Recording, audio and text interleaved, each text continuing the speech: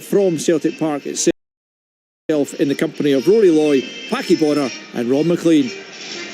Cheers, Al. I was asking Packie just a wee while ago that very question, actually, but what the attendance would, under normal circumstances, have been anyway. Packie, you were reckoning about sort of 35,000. Yeah. So it's maybe going to be difficult to tell today how many empty seats there are because of the boycott. Yeah, I think this would be probably, I think at this stage of the competition, maybe a normal crowd considering all the other competitions and so on. And it's late in the evening also for a lot of fans who would have been travelling, so that might also hamper the attendance. So just about all set to go at Celtic Park. 3 places taken already in the quarter-finals of the Scottish Cup. St Mirren winning last night and joined in the quarter-final draw today by Dunfermline and Partick Thistle. 2 games rearranged, of course. Dundee United against Spartans, Aberdeen against Motherwell. 2 games tomorrow, Rangers Queen's Park, Stenhousemuir, Falkirk. Will it be Celtic or will it be Dundee on the back of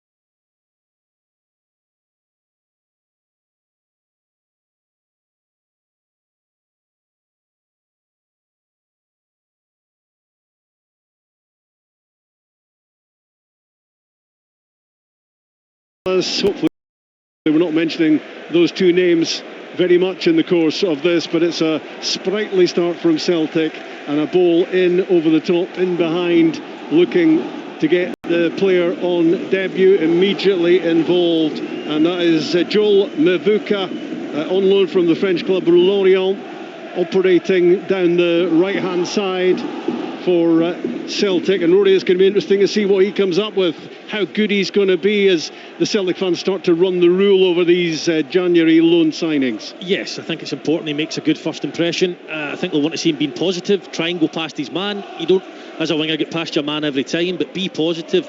You know, Balakwisha's come in and, you know, he just didn't show enough in terms of going forward and that intention to go forward. I think Celtic fans will forgive you if you're putting your all in and you're trying to go by your man, but there wasn't enough of that from Balakwisha. So Mvuku will want to get on the ball early doors, he'll want to run it Dre right, he'll want to get past him and get the crowd on their feet early doors. And Celtic also have Junior Adamu on the bench. He's on loan from Freiburg in Germany, Austrian international, and you would imagine we're going to see him at some point as well. Alex Oxlade-Chamberlain has already been on the pitch, as Packie was describing earlier on. He will wear number 21 for Celtic, signed till the end of the season, and you can only assume that he's going to be involved pretty sharpish, because he is only signed till the end of the season, and if he is to have an impact, then you would imagine he must be pretty much ready to go for them.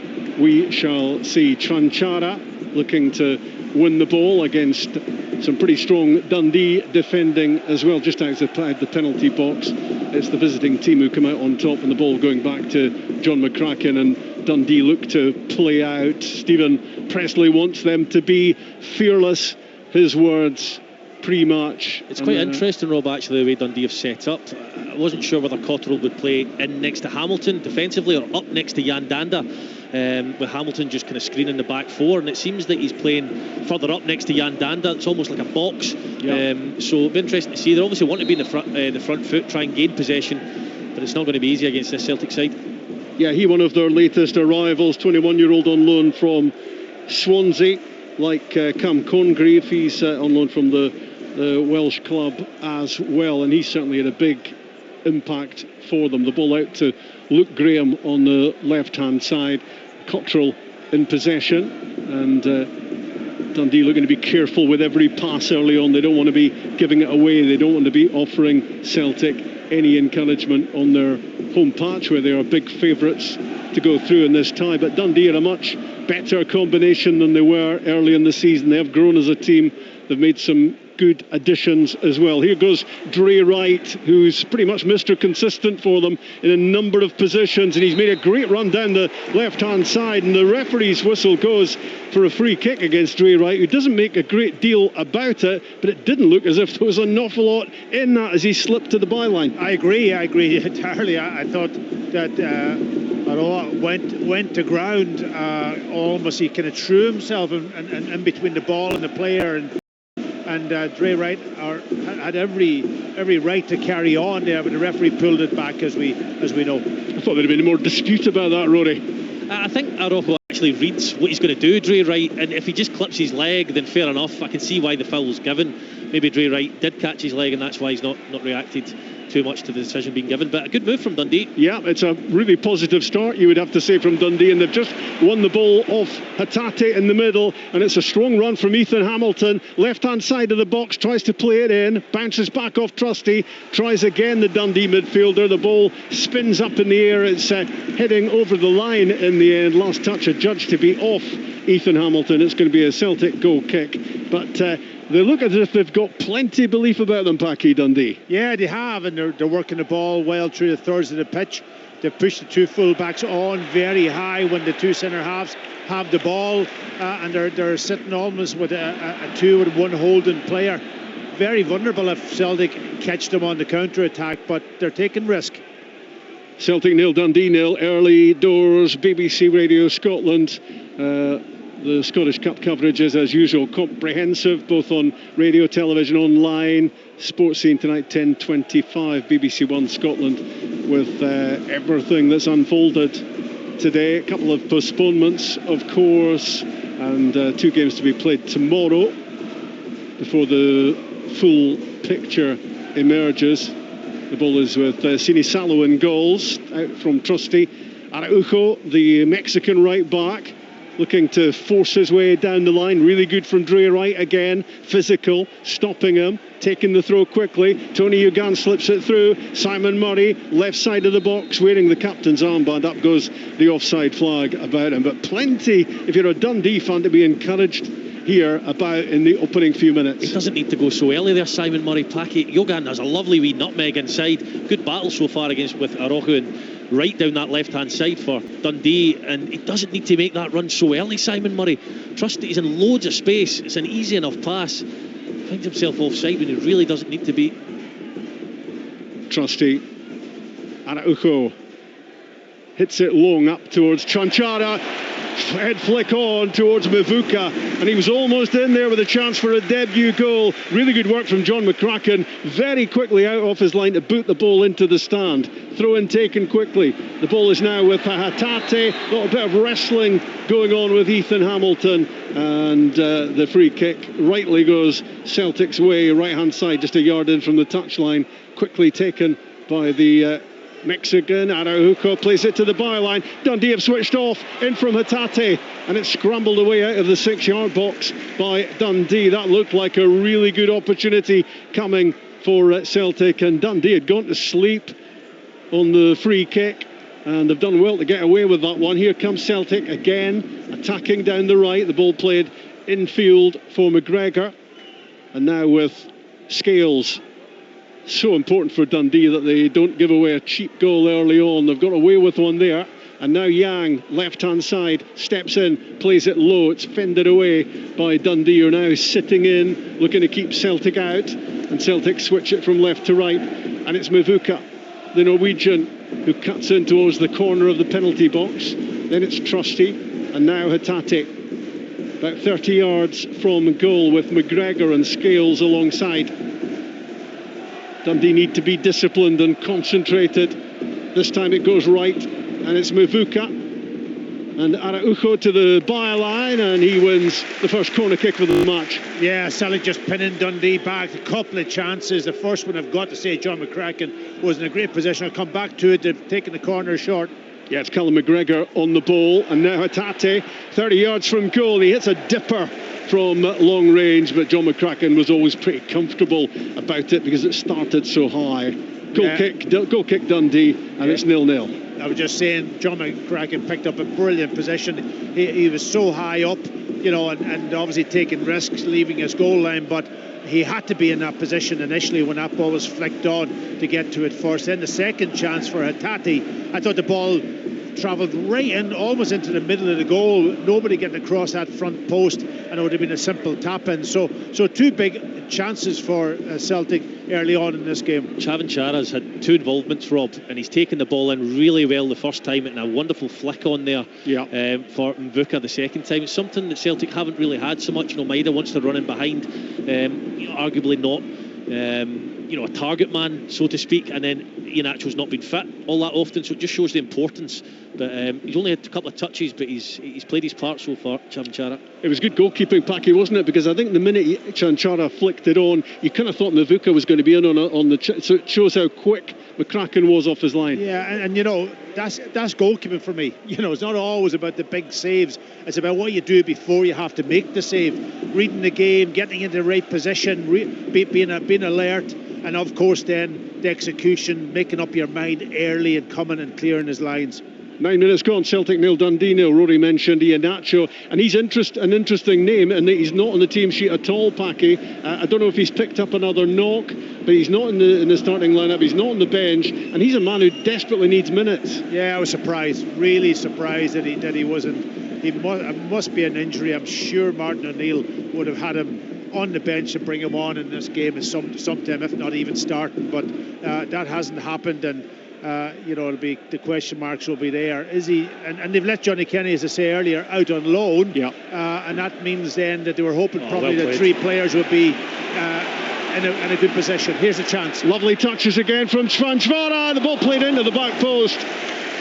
And Navoka was just a fraction away from getting a touch to that cross from Yang. But again, what caught your eye was the quality of the touch when the ball was played up to him from Thomas Tranchara. Yeah, it was. And Rio Hatate, Packy mentioned him, needs to have a good start here today. He's not been on form, and he started really, really well. He spins in the middle of the pitch, pops a 1-2 into Chavan Chara. You know exactly what he's going to do. That doesn't mean what he's going to do is particularly easy to execute. He does it brilliantly well, and the attack down the left-hand side. The ball across just a little bit too hard, but really nice football to watch from Celtic there. Dundee have survived a couple of close things, a couple of scary moments.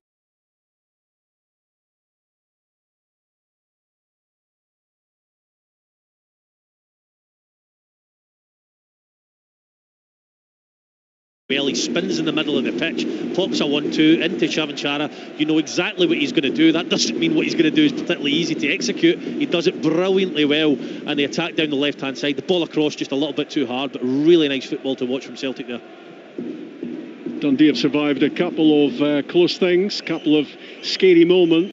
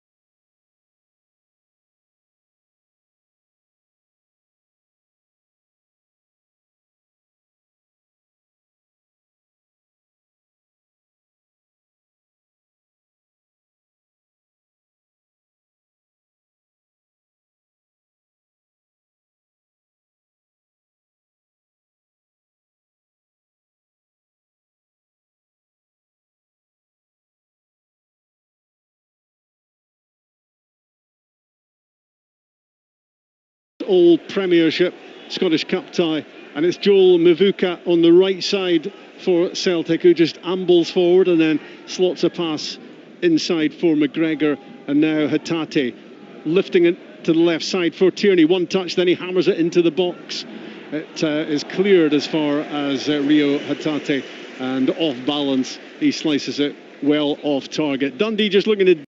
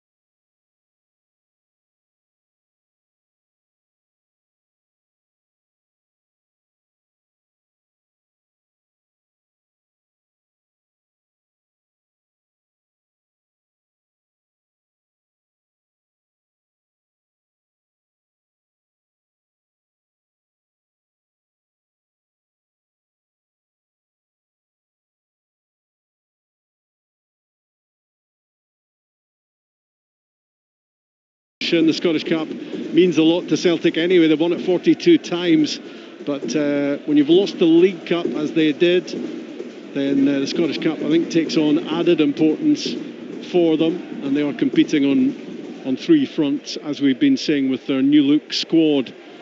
Scales heading away, a long ball from Dundee. It breaks the way of Tony Ugan, and up with him, supporting him, is Dre Wright. No matter what position you play Dre Wright in, he will give you everything he's got. You know that much. Danda gets involved. Astley steps forward. Congreve coming in off the right side. Great left foot. Danda good now. period of possession, this, Rob. Yep, and it's Tony Ugan with a chance to attack on the left side. Movement ahead of him from right. Slides it infield instead. Danda chips it in, lifting it over the top, trying to. Trusty heads it away for Celtic, and they work it pretty coolly out from the edge of the area. Araujo down the line. Mavuka with pretty much his first mistake in the game with a miscue, but he's working hard immediately to win the ball back, which he does, and that gets a nice ripple from the Celtic fans around us. Yeah, absolutely. That's what you have to do in a Celtic team. You know, you go and counter press. As soon as you lose the ball, and if you win it back, you get the fans on your side. And that obviously is his debut, so that he's working very, very hard. Good touch, Mavuka, as the ball is played out to him on the touchline. He's passing the test so far for the Celtic fans. 19 minutes gone. Goalless here in the Scottish Cup. Scales to Tierney. Yang on the touchline, operating down the left side for Celtic in the early evening here in the east end of Glasgow. Back with Scales again. Patient play. Shuttling side to side. Looking to find a hole from which they can prosper and find the opening goal. Trusty drives a pass out again to Joel Mavuka. Ahead of him, Araujo with his cut back, and Danda was in the right place for Dundee to be on the end of that and get it away, but maybe he could have put his foot on the ball and tried to play a pass, because hitting it long just hands the ball back to Celtic, and here they come again. McGregor to Trusty, and now Joel Mavuka with another chance to run it Dre right. Back goes Ugan to help out, and he does help out Tony Ugan. He's won it really well for Dundee, and now he looks to progress down the touchline, but he's overdone it and lost the ball. Celtic have it with Mavuka into the middle of the pitch. Hatate 30 yards from goal. Yang gets involved. Down he goes, Yang, but quickly back up again as Celtic look to make a Scottish Cup breakthrough. Yang at the corner of the penalty box. Araujo rolls it to the byline for Yang to cut the ball back. Really good defending again from Dundee. And now Ethan Hamilton looks to get them up the pitch. McGregor's challenge, down he goes. Not sure that was a foul, but it's given as a free kick by Ryan Lee. He did the same thing about 5 minutes ago. Hatate barely touched him and he just fell to the ground, and he ended up getting a free kick. I think the referee's got to be a bit stronger there. McGregor does really well to go side by side with him, and Hamilton, as soon as he feels contact, goes down. People say it's clever. It's not clever. It's just, it's I think it's conning clever. the referee. I think if you're running and you've got no pass on, Stephen Presley thinks it's clever. Yeah, I think it's clever. See, he used to be good at the collapsible legs, didn't he, Stephen Presley? Yeah, it's frustrating, but he's got his. It's not a foul though. No. But it's. But Ryan Lee thought it was. Well, if the referee's stronger in that situation, it stops players doing that. I know it's easier said than done, but he does well, Hamilton, to break out with the ball when he's got nothing else on. But just not sure there was anywhere near enough in it for it to be given a free kick.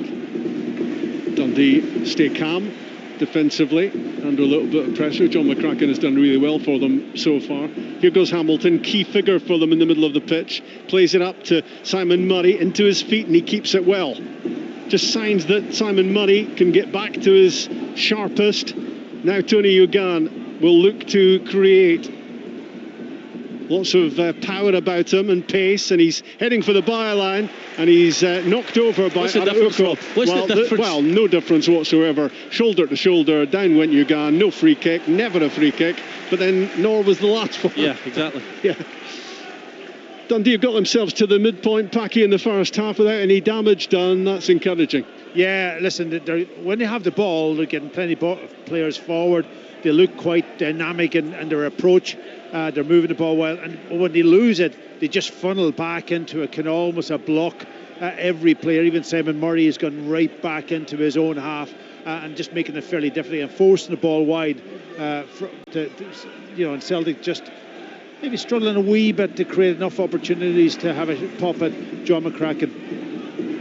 Araujo plays it in, or tries to, from the right-hand side, but Tony Ugan was a pretty big barrier in the way, and it bounces off the winger and out for a Celtic throw. BBC Radio Scotland with the Scottish Cup for you. 23 minutes gone here in this game. Celtic 0, Dundee 0. Dundee are being resistant and resilient at the moment. Can they keep it up though, as the ball breaks the way of Tierney at the edge of the box, and he strikes one with real venom. It was straight at John McCracken, but it certainly had power behind it, but made it look pretty comfortable, the goalkeeper. Yeah, I think what he's ideally looking to do there, Tierney's hit it with that power and pace, but across the goal for the far corner rather than so close. I think he did try that. It means if McCracken does save it, Chavanchara can follow in, get a tap in.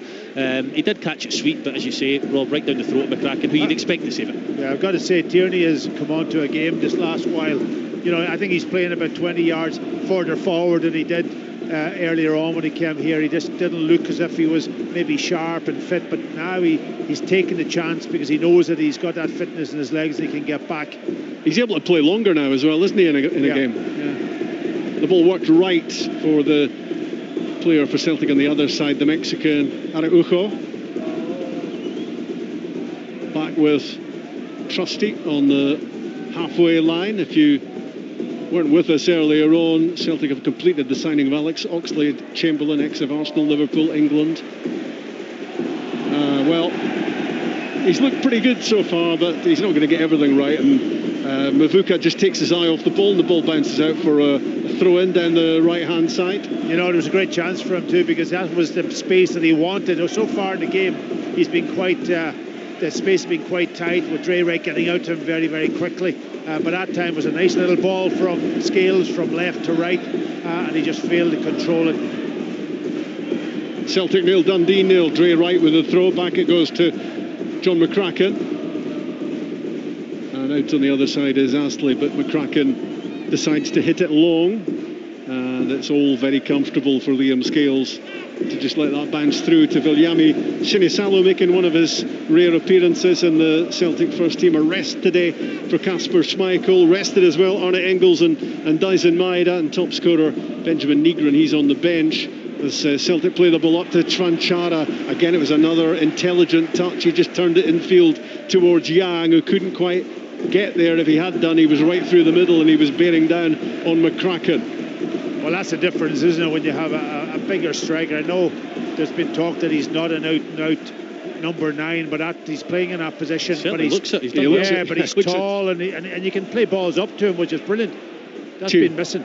Tierney down the left side. Well, he did really well to get himself into a good crossing position, but he didn't quite manage to wrap that left boot around it, and it flew behind McCracken's goal, behind for a goal kick. And Dundee will be feeling pretty good about themselves, Rory, with 26 minutes gone 0-0. Yeah, you would have to say that any issues or problems they've had have been created by themselves, really, other than that one magnificent Celtic passing move up the pitch. If you're going to be looking at 26 minutes in, nearly half an hour in at Celtic Park, and Celtic have been one real good move cutting you open, then you've got to say it's a job well done so far, Rob.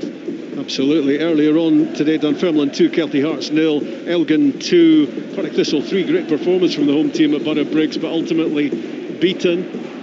And Partick Thistle and Dunfermline joining St Mirren in the quarter-finals of the Scottish Cup. Just 3 places taken so far. A couple of games tomorrow, of course, Rangers Queen's Park and Stennismuir and Falkirk. Long ball for Celtic down the left side of the pitch, looking to get Yang in again. And again, it's alert goalkeeping from John McCracken, and Dundee looking pretty well organised as a defensive unit. Could be famous last words, of course, but thus far they've looked pretty calm and controlled. Ethan Hamilton's pass was a bit of a tight one for Luke Graham. He made it work. And now Dundee can maybe get themselves forward. Joel Cottrell, we haven't seen too much of him in the game so far. Up to Simon Murray on halfway, takes it in nicely, looks for a pass, finds the right pass. Brad Halliday driving down the right-hand side, linking with Cam Congreve. Really good move this for Dundee. In comes the cross ball. Tony Ugan at the back post tried to get on the end of it. Celtic get it away, but that was a very well put together attack by Dundee. Yeah, and Congreve looks a threat also when he gets the ball. He's very, very, again, dynamic. He goes at the fullback, and right away off his second touch he's putting that ball into the box, and then he's got obviously players that can get in there on the end of it. Simon Murray showing he can hold the ball up as well there, Rob. Yeah, here goes Congreve again, corner of the penalty box, whipped in left-footed this time. It was a nice little flick in the near post area from Murray, and you just wondered where that was going to drop. It's ended up dropping into the gloves of Sinisalo, but little flashes of encouragement as they get forward for Dundee.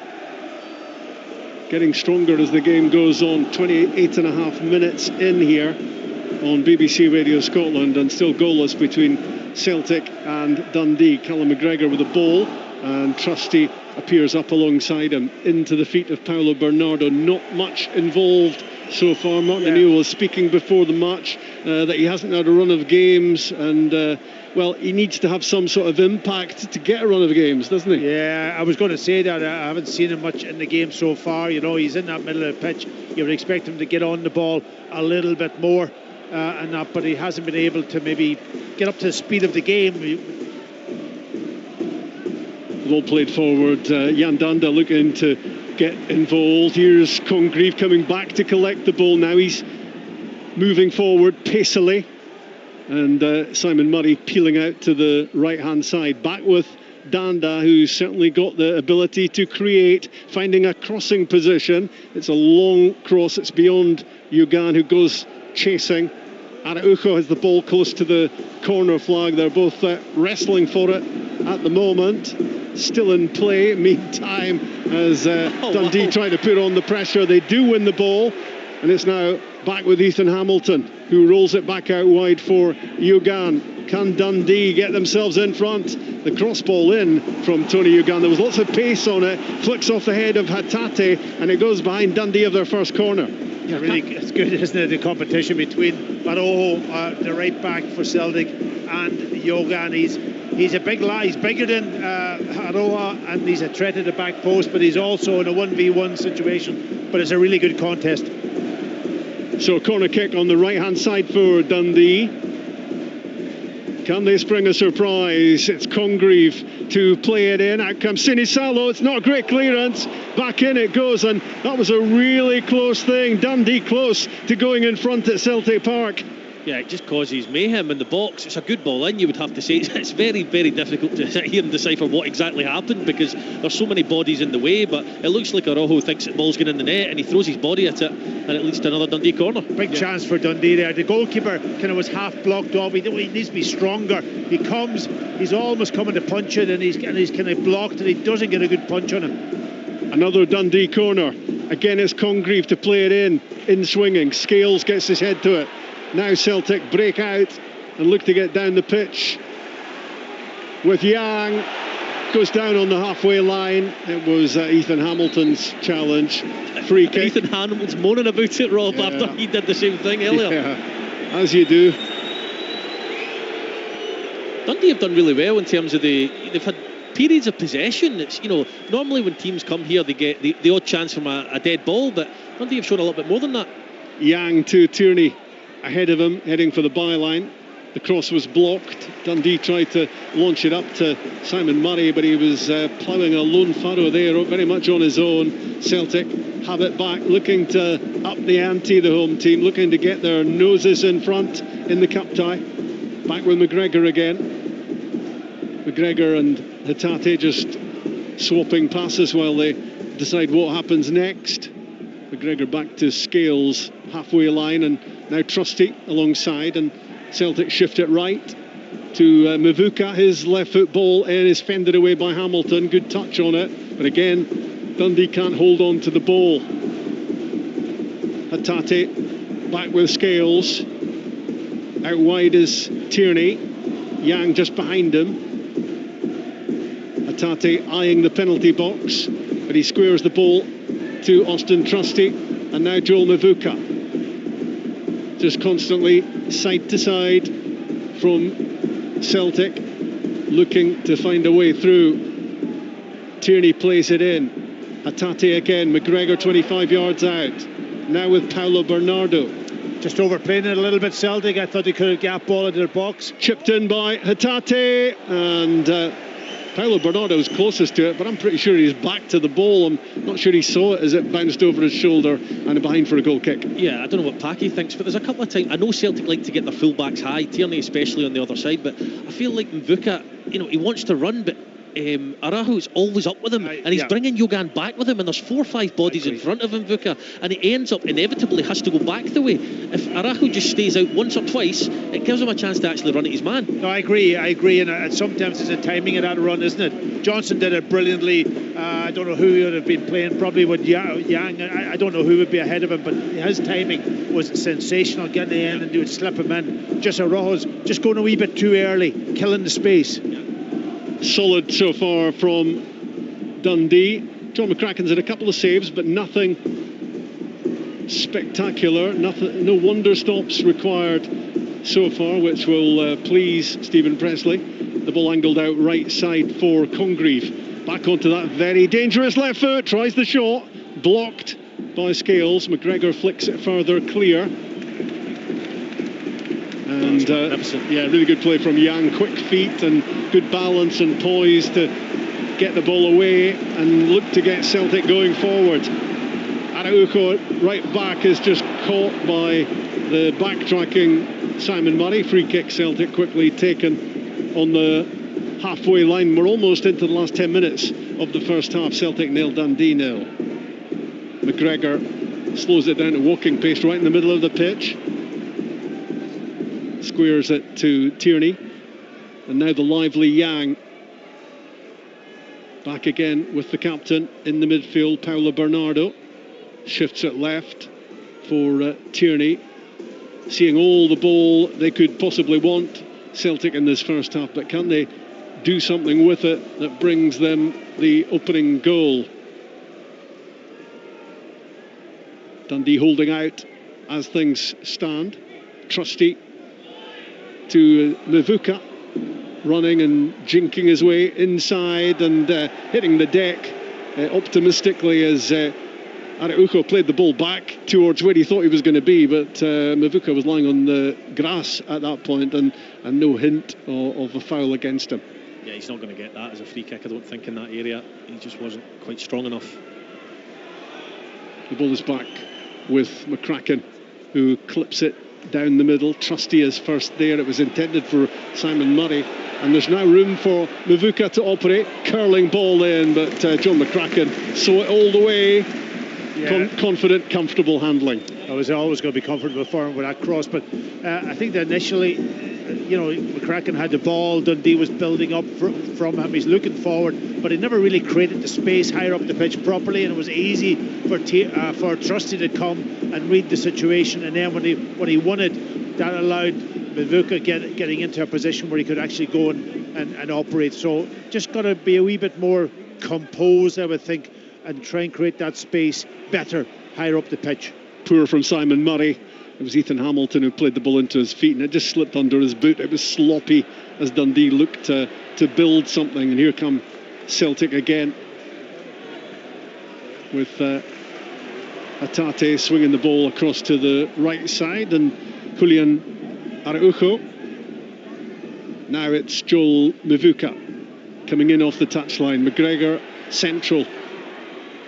Plays it to Tierney at the corner of the box. His cross ball in, and Chvanchara got his head to it, but it wasn't a free header by any means, and it just loops up harmlessly into the gloves of the goalkeeper. Yeah, there wasn't a lot of pace on the cross, so coming back the way he's having to generate that through his neck muscles to try and get a little bit more purchase on it to get it into the corner. Very difficult chance. He gets it on target, but he's never going to beat the goalkeeper, I don't think. It's always a bit of pace, isn't it, of the ball in. I think he scored one very similar actually the other week, and it was about the pace of the ball, and all you do is just deflect it on target. John McCracken plays the ball to Jan Danda.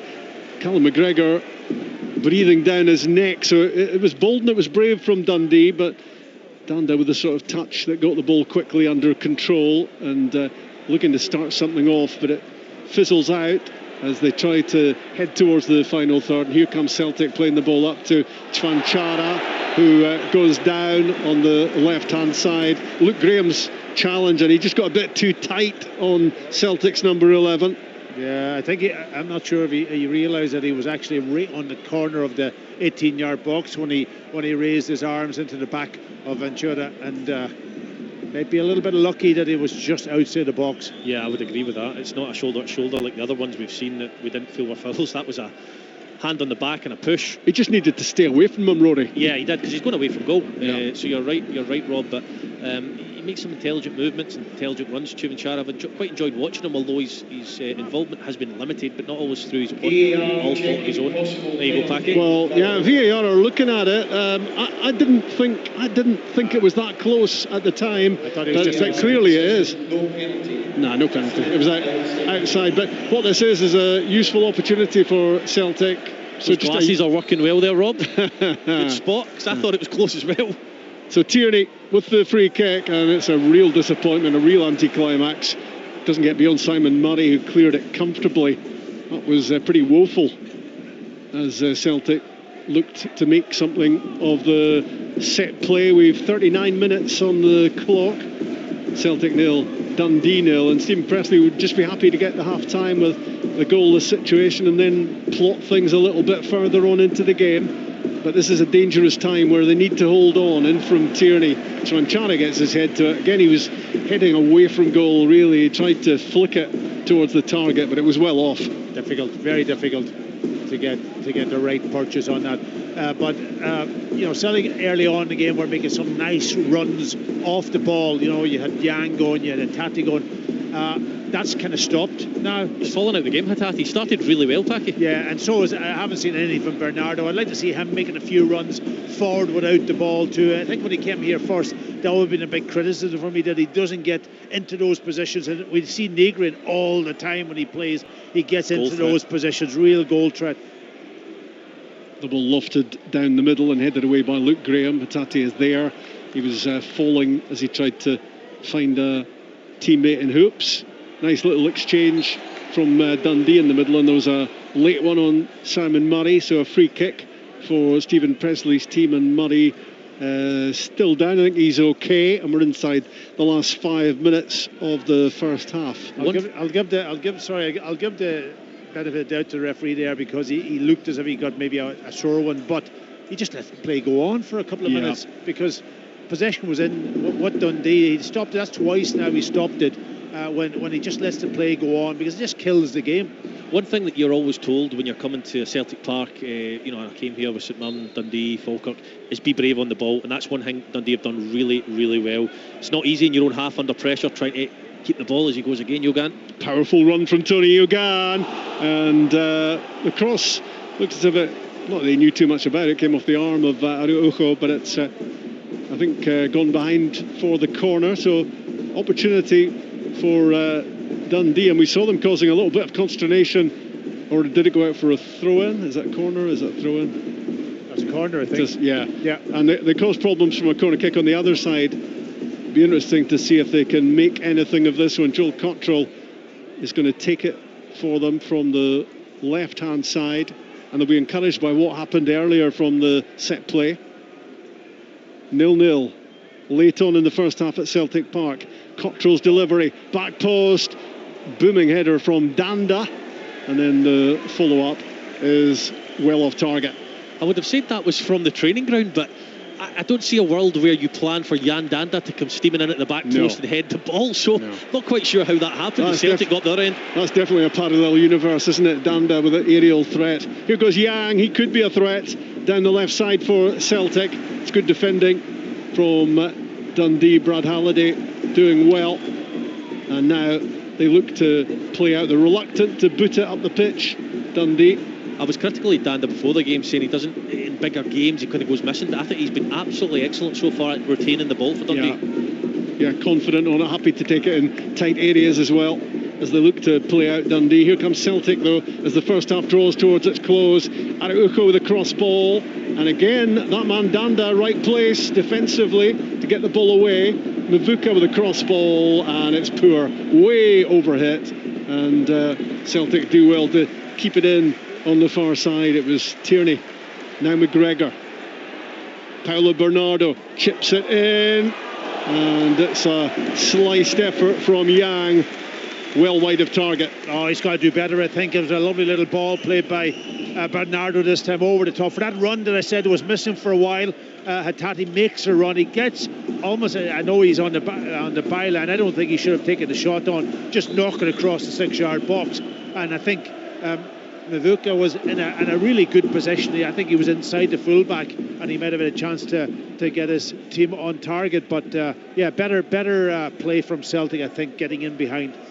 2 minutes away from half-time. Celtic 0, Dundee 0. BBC Radio Scotland, right across the Scottish Cup from start to finish. The last 16 places in the quarter-finals up for grabs. Breakdown in communication between Mavuka and Tranchara. Dundee profit from it. They have the ball. Hamilton to Yogan, strong on the touchline, holding off a couple of challenges. And Dre Wright switches it across towards Ryan Astley. His pass to Luke Graham, and back it goes to John McCracken. They have looked calm when the ball is at the back. Fired forward by McCracken. At the moment, I don't think there's going to be any time added to the first 45. Who's that getting a yellow? I think Danda. Danda, I think it's Yang, is it, that's gone down. He's just a little bit late going in. Yeah, he was late going in. One thing I love about Yogan, I know Al said I was a fan of him, he's so direct. He dips in and out of games, but when he squares the full-back up, and he doesn't cut back inside. You see so many wingers these days, touch inside, fake the shot, touch inside, and it ends up just going back out to the other side of the winger on the opposite flank, whereas Yogan, he just gets the ball, he knocks it past, and he doesn't get down in confidence. If it doesn't work, he does it again the next time. That's what I really like about him. He's a big unit too, isn't he, Rory? I mean, he was 19 when he joined the club. He's only 20 now. You have to remind yourself about that, because big lad, really quick, powerful.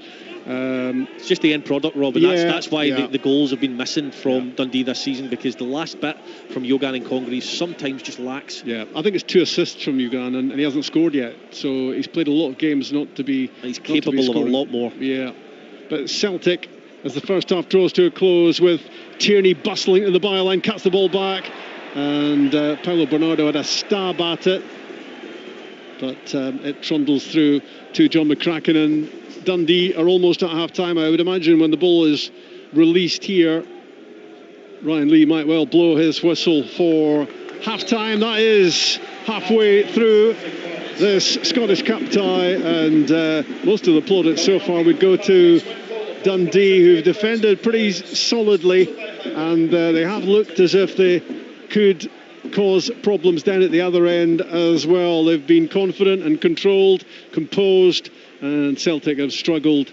to create really good scoring opportunities. One or two half chances for them so far. Chvanchara has led the line really well. The Celtic could do with a bit more imagination and creativity as they look to go ahead in this cup tie. Half time here, Celtic 0, Dundee 0. The Scottish Cup. Live on Sports Sound. Scottish football lives here. On BBC Radio Scotland.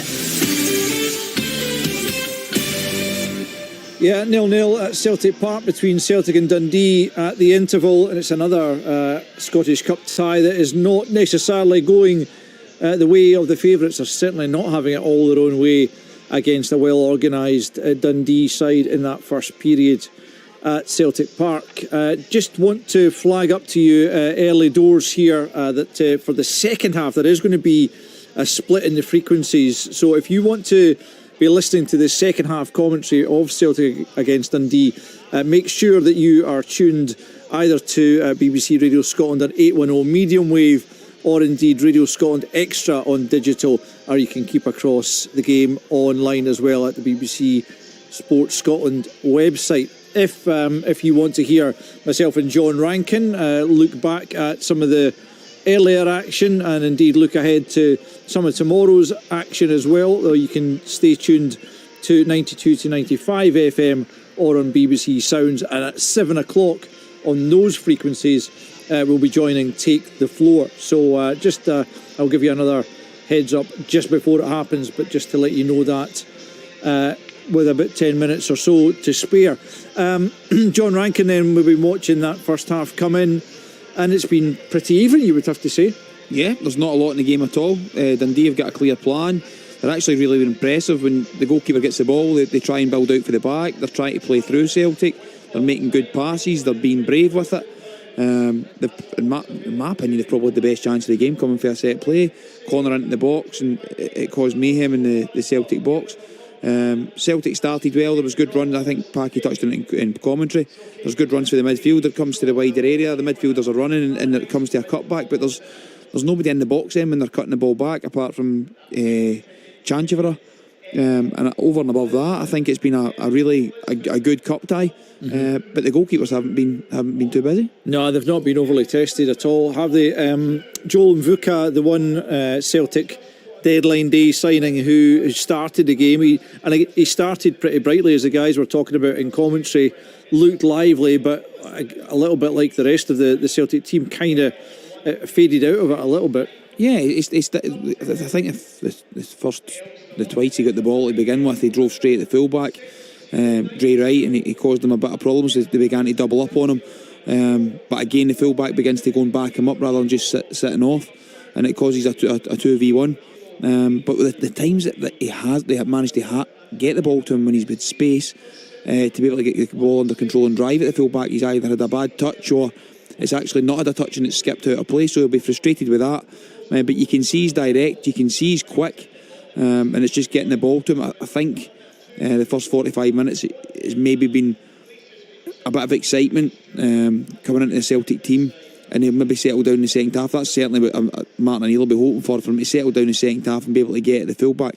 Certainly looks an out ball, certainly looks as if he's got pace, and he's very direct. Yeah, he is. Just to bring you up to date with the late kick-off in the English Premier League, just going into half-time there, it's Newcastle United 1. They went ahead through Sven Botman, but Brentford have come back and now lead by 2-1. Jan Elt getting the equaliser, and Igor Thiago with an injury time penalty has put them ahead at St James's Park. I just want to confirm for you as well the results from earlier on, as well as the Scottish Cup games, which of course we covered for you here. Dunfermline 2, Kelty Hearts 0, and Elgin City 2, Partick Thistle 3. In Scottish League 1 today, it was Cove Rangers 1, Queen of the South 1, and Inverness Cally Thistle, the leaders of League 1, winning by 3-0 against East Fife. And in League 2, Edinburgh City losing 2-0 at home to East Kilbride, who do their promotion playoff bid no harm whatsoever. Forfar beating Dumbarton by 2-0,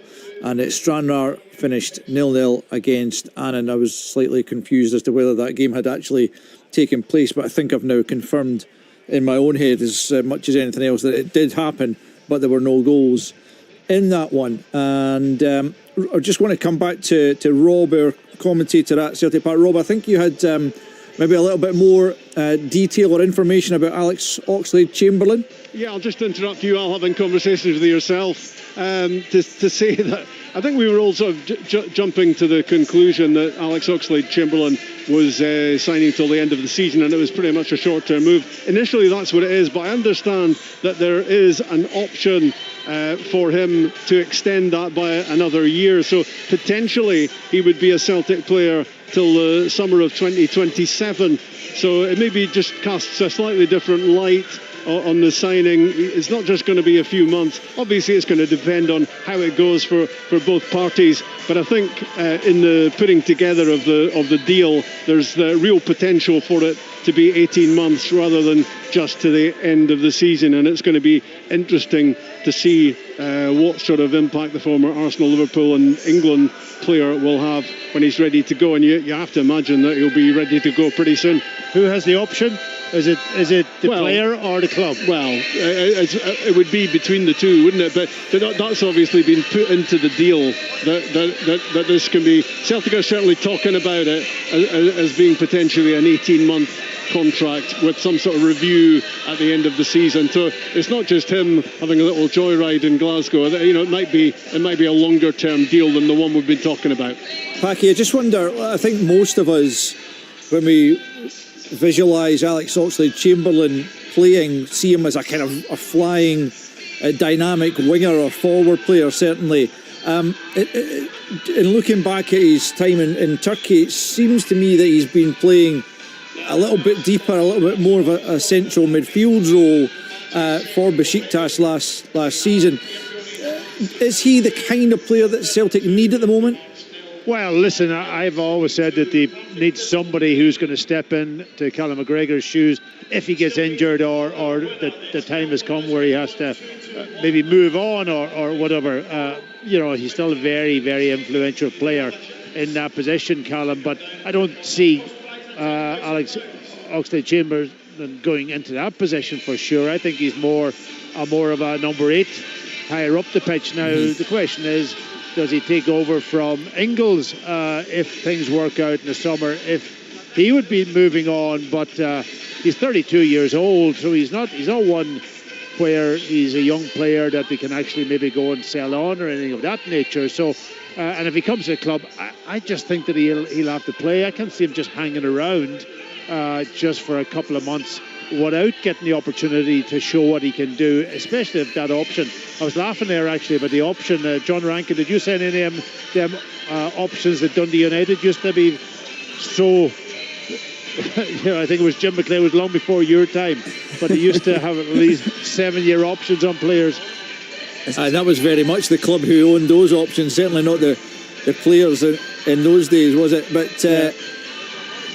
just in terms of Celtic's first half performance, Packy, our sense of it was that they started pretty brightly but kind of ran out of ideas to some extent. What was your own thoughts generally? No, I think that's fair. I think they did. David, probably if you look at the possession stats, they'll have more possession than Dundee, but Dundee just fall back into a very defensive collective unit, almost from the edge of the box up to about maybe 30, 40 yards from goal, and Celtic just struggle a little bit to get in behind and break them down. They made a few runs at times, and that kind of fizzled out for a while during that first half, and I think for me they've just got to keep doing that because they've got players in the middle of the pitch like McGregor that'll pick those passes, whether it's over the top or penetrating passes. But if you don't make the runs, then you can't pass, and then it becomes a pass sideways, and it goes back and over across the pitch. And Dundee's very comfortable in that way, but Dundee was very good actually. I think working the ball up the pitch, and they were getting bodies in the box. And Congreve is a real threat down that right-hand side. I think he puts real quality into the box, and this game is in the balance, I've got to say. Yeah, Rory, Dundee have given a really good account of themselves. We know that they've already beaten Celtic at Dens Park this season, but coming to Celtic Park and trying to put on a similar type of performance is a completely different matter. But yeah, they're well in this contest, aren't they? Yeah, they are. And you know, the biggest compliment you can pay is that Packy's absolutely right. That structure of getting men behind the ball, and Simon Murray's 15 yards inside his own half trying to defend. You know, you see teams like Dundee come here and you're often in that position for 35-40 minutes of a half. They've not been. Yes, they have been at times, and yes, they have been for 5-10 minute spells every now and then. However, they've managed to get up the pitch. They've shown great bravery in their own half, because it's all well and good saying to be brave in the middle of the pitch, taking a touch, trying to pass it. They've taken the ball, and Yandander's done it brilliantly. Hamilton's done it brilliantly. Hamilton's ran with the ball, Yanda's passed the ball. They've managed to do that and be brave in very tight, difficult areas inside their own half, close to their goal. And they've had the reward from that, getting further up the pitch. They just need to add a little bit more ruthlessness up front. They've not scored a lot of goals yet. We're sitting raving about their two wide men. So there needs to be a little bit more output at the top end of the pitch to actually go on and try and get through this tie, because Celtic will have their moments in the second half. Yeah, I mean, Yogan and Congreve have attracted a lot of the praise that's come Dundee's way in recent weeks. John, you and I were talking a little bit about Ethan Hamilton as well, though he's definitely a player that I've liked over the course of this season. He's very industrious, but he's also a cool head in the middle of the park, and you need that when you're at somewhere like Celtic Park, don't you? Well, Rory doesn't like the way he falls in the ball and buys free kicks, that's for sure. But no, listen, I really like Ethan Hamilton. I'm looking at him I seen him in the Dundee derby. He's a Scot that went down south very young, built his career up, and he's come back up the road now, and he's certainly of Premiership standard. He's had a great start to the season. He's at it just now, and he's at Parkhead, and he's actually taking the ball and dictating the play at times for Dundee. I've been impressed with him, but as you wouldn't just fall over, would you, John, with your physique in the middle of the pitch if someone touched you, surely? Depends where I was, Rory. Depends where I was. Depends how many bodies are around about you as well. I think that's part of modern game now. It's become more and more the way of things, isn't it? Yeah, it's really frustrating, I think. It is frustrating. See if you're on the opposite side of that and you've got someone and you've got pressure on them and they just hit the ground and grab the ball. It's really frustrating because you've got them into an area where you can maybe steal the ball back. But I'm with the guys, Yugan and Congreve. I think they're a real threat, really impressive, direct, want to get on it, but we're speaking about what's their final ball, what's the final thing they do with the ball. Yeah, they're causing problems, they're getting in there. What assists, what goals have they got to their name this season? And that's probably the biggest thing that Stephen Press is looking for them to encourage, because they can get past the man, they can put balls in the box, but when they're getting there, is their final ball finding a Dundee player or is it finding a defender? Packy, just in terms of the Celtic bench and how quickly we might see a bit of activity there, clearly we've got another new signing in Junior Adamu is there ready to come on, albeit Chvancher has been pretty effective so far. Also, you've got Benji Nugren, whose output in terms of goals this season from midfield's been quite incredible, and although I can understand Martin O'Neill wanting to have a look at the likes of Paulo Bernardo, the fact that Nugren's been kept in reserve again surprises me somewhat, at least. Yeah, well, listen, I've just watched Forrest and Nygren out warming up. They have the bottoms off, so it looks like you will see maybe those two players at least coming on at half time. I'd be surprised if they don't after the warm-up they've had out with obviously one of the sports scientists. And that Nygren is one of these players, especially when you have lots and lots of possession and you're kind of pushing the opposition higher up the pitch. He will find space in the box. He will almost be on the end of, if it's not the first ball, it's certainly the second phase ball. He just got a knack of doing it, and his goals this year has been shown that he is a key weapon when Celtic have it. Different when maybe you're up against a top team and you have to maybe get him to be a little bit deeper and build the game or all of that kind of stuff. I'm just looking at Tati again. He started off this game well, but he just again faded out of it. Bernardo hasn't had games. and he looks as if he hasn't really taken part in the game either. And they're two critical players, midfield players for Celtic. If McGregor will do what he does, but the other two players is essential also to dominate the game and either make those little penetrating runs, or if they can get on the ball between the lines and be really creative. Negrin will definitely get himself in the box. He'll and especially if the ball goes wide and it's crossing their box. And I think you mentioned it, John, that the ball's coming into their box, but it's only the big striker Steven Chara that's in there. Now, if Negrin comes on, he definitely will get there at times. Yep. Rory, in terms of what Dundee need to do second half, then do you imagine that Stephen Presley's effectively just in there saying more of the same? I think they'll expect Celtic to come out and start the half quickly. However, Dundee have got the players to combat that and put their foot on the ball and play through that. They've shown that. However, they do need, if it's a cup tie, Al, a 0-0 isn't necessarily any good. If they get to extra time, Celtic will come strong at some point. I think he'll be just wanting a little bit more in that final third, and it's not something you would often say 0-0 half time at Celtic Park, but they've had opportunities. They need to take one if they want to get through this cup tie, as we see a couple of subs preparing to come on for Celtic. Yeah, I'll let Rob bring you details of that. There's a choice of listening now on BBC Radio Scotland. Stick with myself and John Rankin for further Scottish Cup reaction from the earlier kick-offs, plus we'll preview tomorrow's Scottish Cup action on 92 to 95 FM and BBC Sounds, with Take the Floor coming up shortly after 7 o'clock.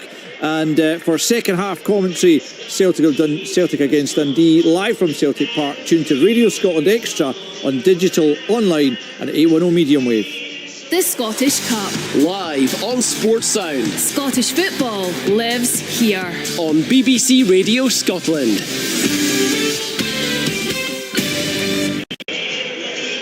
Welcome back to Celtic Park for the second half of Celtic against Dundee, and as advertised, Celtic have made those two changes with James Forrest and Benjamin Negrin off the bench, and it's Paulo Bernardo, who's been pretty much invisible in the game in the first half, pretty ineffectual. He's gone off, and after playing his first 45 minutes for Celtic, Joel Buvka has gone off as well. So two changes right at the start of the second half for Martin O'Neill and Sean Maloney, as they look to be a bit more creative and a bit more dangerous when they get in and around the penalty box. They will feel it's been a bit too comfortable for Dundee so far, and it is Stephen Presley's team who've made a really positive start to the second half as well. Yeah, I thought Celtic would come out flying. Well, they're the first to make a mistake, and it leads to a free kick in a very dangerous area for Dundee, and this is what we were speaking about at half-time. If Dundee want to get through this tie, they need to make moments like this count with a little bit of quality into the box, somebody attacking it and sticking it in the net. Tony Ugan hobbling slightly, but he's back on his feet, and Jan Danda has the chance to create something here. All about delivery. An early free kick for Dundee in the second half. 0-0 at Celtic Park. It's Danda, right foot in, low. Could have been more air on it for me to try and find a Dundee head, and although it bounced maybe awkwardly initially, it's eventually it's cleared by Celtic. Poor from Danda, who's been good in the first half, but that's his forte really, isn't it? Getting dead ball opportunities like that, because generally he can drop it on a sixpence. You've just got to miss almost the first line of defence of Celtic, which is the first players. You've got to get it into an area where people can go and attack and put pressure on either the goalkeeper or the centre half. Tierney's throw down the line looking for Chvanchara, and referee Ryan Lee deciding that was a push by Chvanchara on Astley, and a free kick for Dundee. Well, if you're expecting Celtic to be flying out of the trap second half, answer no so far. Just looking around the ground, Packy, with 45 minutes, an hour maybe now to think about it. It does look a bit quieter than it would be even for a Scottish Cup tie at 5:30. Yeah, probably you're right, but no, I'm not for this boycott and stuff. I think the team needs all the support for every competition. They've made their point, and it's a big point that they have made. And it's up to the board to sort that out, definitely in the next 3 or 4 months, but certainly get on and support that team. And I guess the jury, Rory, probably is still out on Joel Mavuka, who started the match pretty brightly but maybe fizzled out a bit, and obviously they'll use him sparingly. They might have taken him off anyway after 45 minutes here today, but the jury would still be out on those loan signings. Yeah, I don't think we could judge him on one half of football, but I just felt as the game went on and he made a couple of mistakes, he started to play a little bit safer. You can't do that here. You've got to be brave, you've got to take your man on, you've got to play your 1-2s, get to the byline, make things happen, and his impact in the game faded. But so did every player. Celtic players' impact in the first half did fade as it went on, to be fair.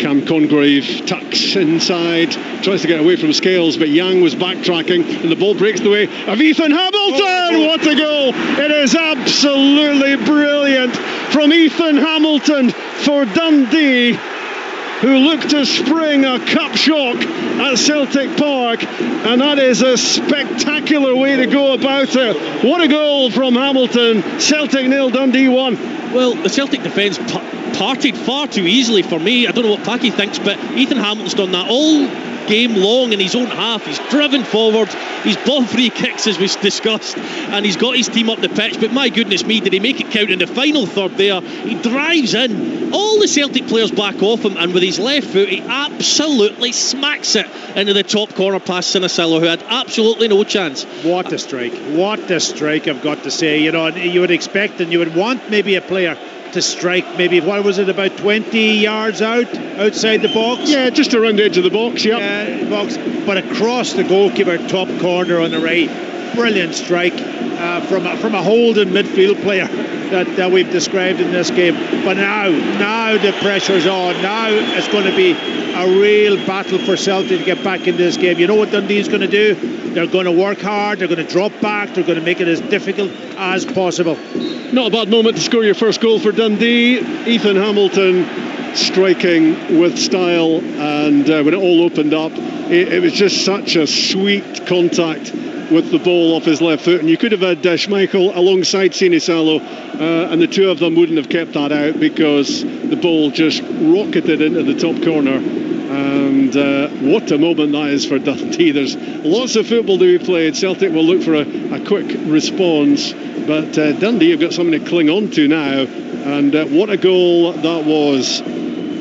Celtic attacking down the right hand side with Nygren. They've certainly got a player with the goal touch as they look to come back at Celtic. Araujo trying to get a cross ball in, deflected behind off Yogan. So Celtic are going to have a corner kick here. It's a big moment for Dundee, big 5-10 minutes for Dundee. They've got to try and maintain doing what they've been doing, and it's not easy. It'll be interesting to see if they start to sit back. They need to defend this corner first of all. Corner kick on the right side. Ryan Lee having a word. There's just a ruck of players right in the middle of the box, right in front of John McCracken. The referee having words, and well, it's just a total waste of time, really, isn't it? With Trusty and Yogan, and they will now get back to what they were doing before with that little lecture from the ref. Here's the corner.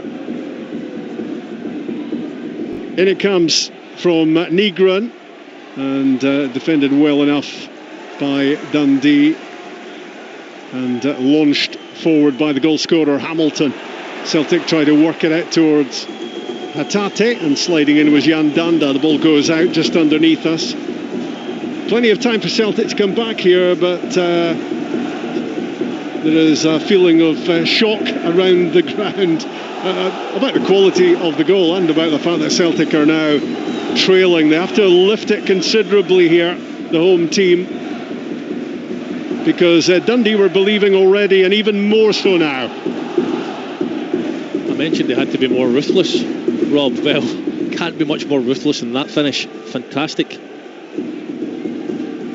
The sweetest of strikes from Ethan Hamilton, his first Dundee goal. James Forrest jinking his way down the right hand side. Can he make a difference? He so often does for Celtic. Squares it to Scales, 25 yards out. Thought about the shot, shifts it for Tierney, fired in low, stabbed away by Astley at the near post. Simon Murray tries to get onto it and keep it, and he does, and he connects with Congreve, and Congreve rolls it back to Brad Halliday, who launches it up the pitch, flicked on by Hamilton to Cottrell in the midfield, passing it nicely. Dundee, so much composure about them when they're on the ball, a lot to admire. And Hamilton, the goal scorer, has just swung a wonder pass from one side of the pitch to the other. It's bounced away and out from Tony Yogan in the end, but that's where his confidence is at the moment. Yeah, his confidence, it's adrenaline, it's everything coursing through his veins at the moment after that goal, but he overcooks that one. Forrest again, Celtic looking for him to make a difference. Negron tucks the ball inside. Jan Danda is there. He's so often in this game been in the right place to break things up for Dundee, who win a free kick for a challenge on Yogan out on the left-hand side. Yeah, it's so important when Celtic get into those wide positions and they try them cutbacks, that the midfielders for Dundee aren't on their heels. They're alive, they're alert, they track players into the box, and then they're doing their job. They cannot go to sleep, because that cutback is always dangerous. Martin O'Neill's been sitting in the dugout for a fair bit of the match so far. We're used to seeing him jumping around in the technical area. There's not been much of that so far, but he is out there now, and that's maybe a sign of the times for Celtic, looking a bit more animated, showing a bit of concern here that Celtic have got a cup tie to try to turn around now after Evelyn Hamilton blasted in the only goal of the game so far. Yeah, the problem for Celtic, I think, for most of the first half and into the second half, they're not creating the chances. Nope. That's a problem, because normally if they're creating chances, at least then you would expect them maybe to win the game. But if you're not creating chances, you can't score. You're a goal down. Down goes Tranchara in a little tussle with Luke Graham off the ball. Free kick given Celtic's way on the halfway line. It's a good press from Dundee that. They make Celtic go long, could be in here. Quickly taken free kick, and it's from Negron out to Forrest, the two substitutes looking to combine. Araujo with a cross ball in, well attacked by Dundee. Congreve is back there as well. The ball flies high into the box. Luke Graham with a powerful header away. Celtic fans didn't like his challenge, but he was strong and he was determined. And then further up the pitch, Dundee win an important free kick, and the Celtic fans are getting frustrated. Yeah, there's a couple of players down for Dundee. I'm not sure who's the one here that's just collapsed. Halliday, is it? I think it was him that headed the ball when he came into the box that time. Really good header. He was a really popular player at Bradford, his last club. The fans were sorry to see him go, and Stephen Presley is pretty confident that he's going to make a good contribution in this Dundee team. He defends and he gets up the right-hand side as well, and he's looked pretty solid in the game so far. Tony Yogan was down as well. He's been a big player in this Dundee performance so far. They're nowhere near the finishing line, Dundee, but they have the first goal in the game as McCracken launches the ball forward and Tierney heads it away. Atate looking to get onto it in the midfield. He needs to be contributing a bit more for Celtic. Dundee pressing Yogan and Murray. And it's down the middle from Sinisalo to McGregor, and the Celtic fans are looking to get behind their team and drive them on here. If they're going to make the quarter-finals, they're going to have to turn it around from 1-0 down, which is where we are in the cup tie. Scales fires it left side. Yang, can he make a difference? Back inside, it's a wayward pass from McGregor. Murray intercepting, and he whips the ball down the right side for Congreve to chase. Back goes Tierney, and you can see in Kieran Tierney's body language that he felt that was a real opportunity to go forward, and they ended up going back. Forrest in off the right side, socks rolled down. Negron lays the ball off, looking to add to his 15 Celtic goals already, the Swedish international. Here he is on the ball again, combining with Forrest. Hatate at the edge of the box, working onto the left foot, then the right. Took too long to make up his mind, and those sounds of frustration are getting louder around the ground. Yeah, they're just trying to overplay it again, Packy. Like, there's opportunities. I'd be going mad if I was Chara. Get it into the box. He's doing a lot of good work outside the box. Get it in the box. Give him an opportunity to score a goal. Or take a shot on at times. Scales plays it left to Tierney. And how many times do we see a shot from the edge of the box, Celtic player running in, striker Chara just tapping it into an empty net after the goalkeeper parries it? Do something, make something happen. Trusty to Forrest, seeing plenty of the ball. James Forrest rolled along the edge of the penalty box for Hatate. Now with Negron. McGregor urged to shoot, shifts it left instead. Tierney, left side of the box, burst at pace, fired across goal, and it goes wide of target from Yang. Yeah, it was a good effort actually. He has to hit it first time, just doesn't quite get it on target. A good play from Tierney down this left-hand side, dynamic again, gets to the byline, cuts back, that cut back, and just he was outside the post when he made connection. That's the sort of ball in you're looking for if you're Celtic, isn't it? Difficult to defend. Low and hard from Tierney, and it offered up that chance for Yang, who had to take it quickly, and it went wide of John McCracken's goal. Celtic 0, Dundee 1 in the Scottish Cup on BBC Radio Scotland, approaching 59 minutes into the game. They've lots to do, Dundee, but they have the first goal. Forrest, Araujo on the overlap. Dre Wright does really well. Really well-timed challenge, and he gets Tony Ugan going down the left side. Callum McGregor with the challenge, and the free kick is given against Ugan. Yeah, did well, Callum McGregor, to get his body in there. It's difficult to tell how much contact there is if it's a foul from here, but it was good anticipation from McGregor. Did well for pace as well, didn't he? I was just about to say, he's shown he's no slouch as well. He can cover the grass if he needs to.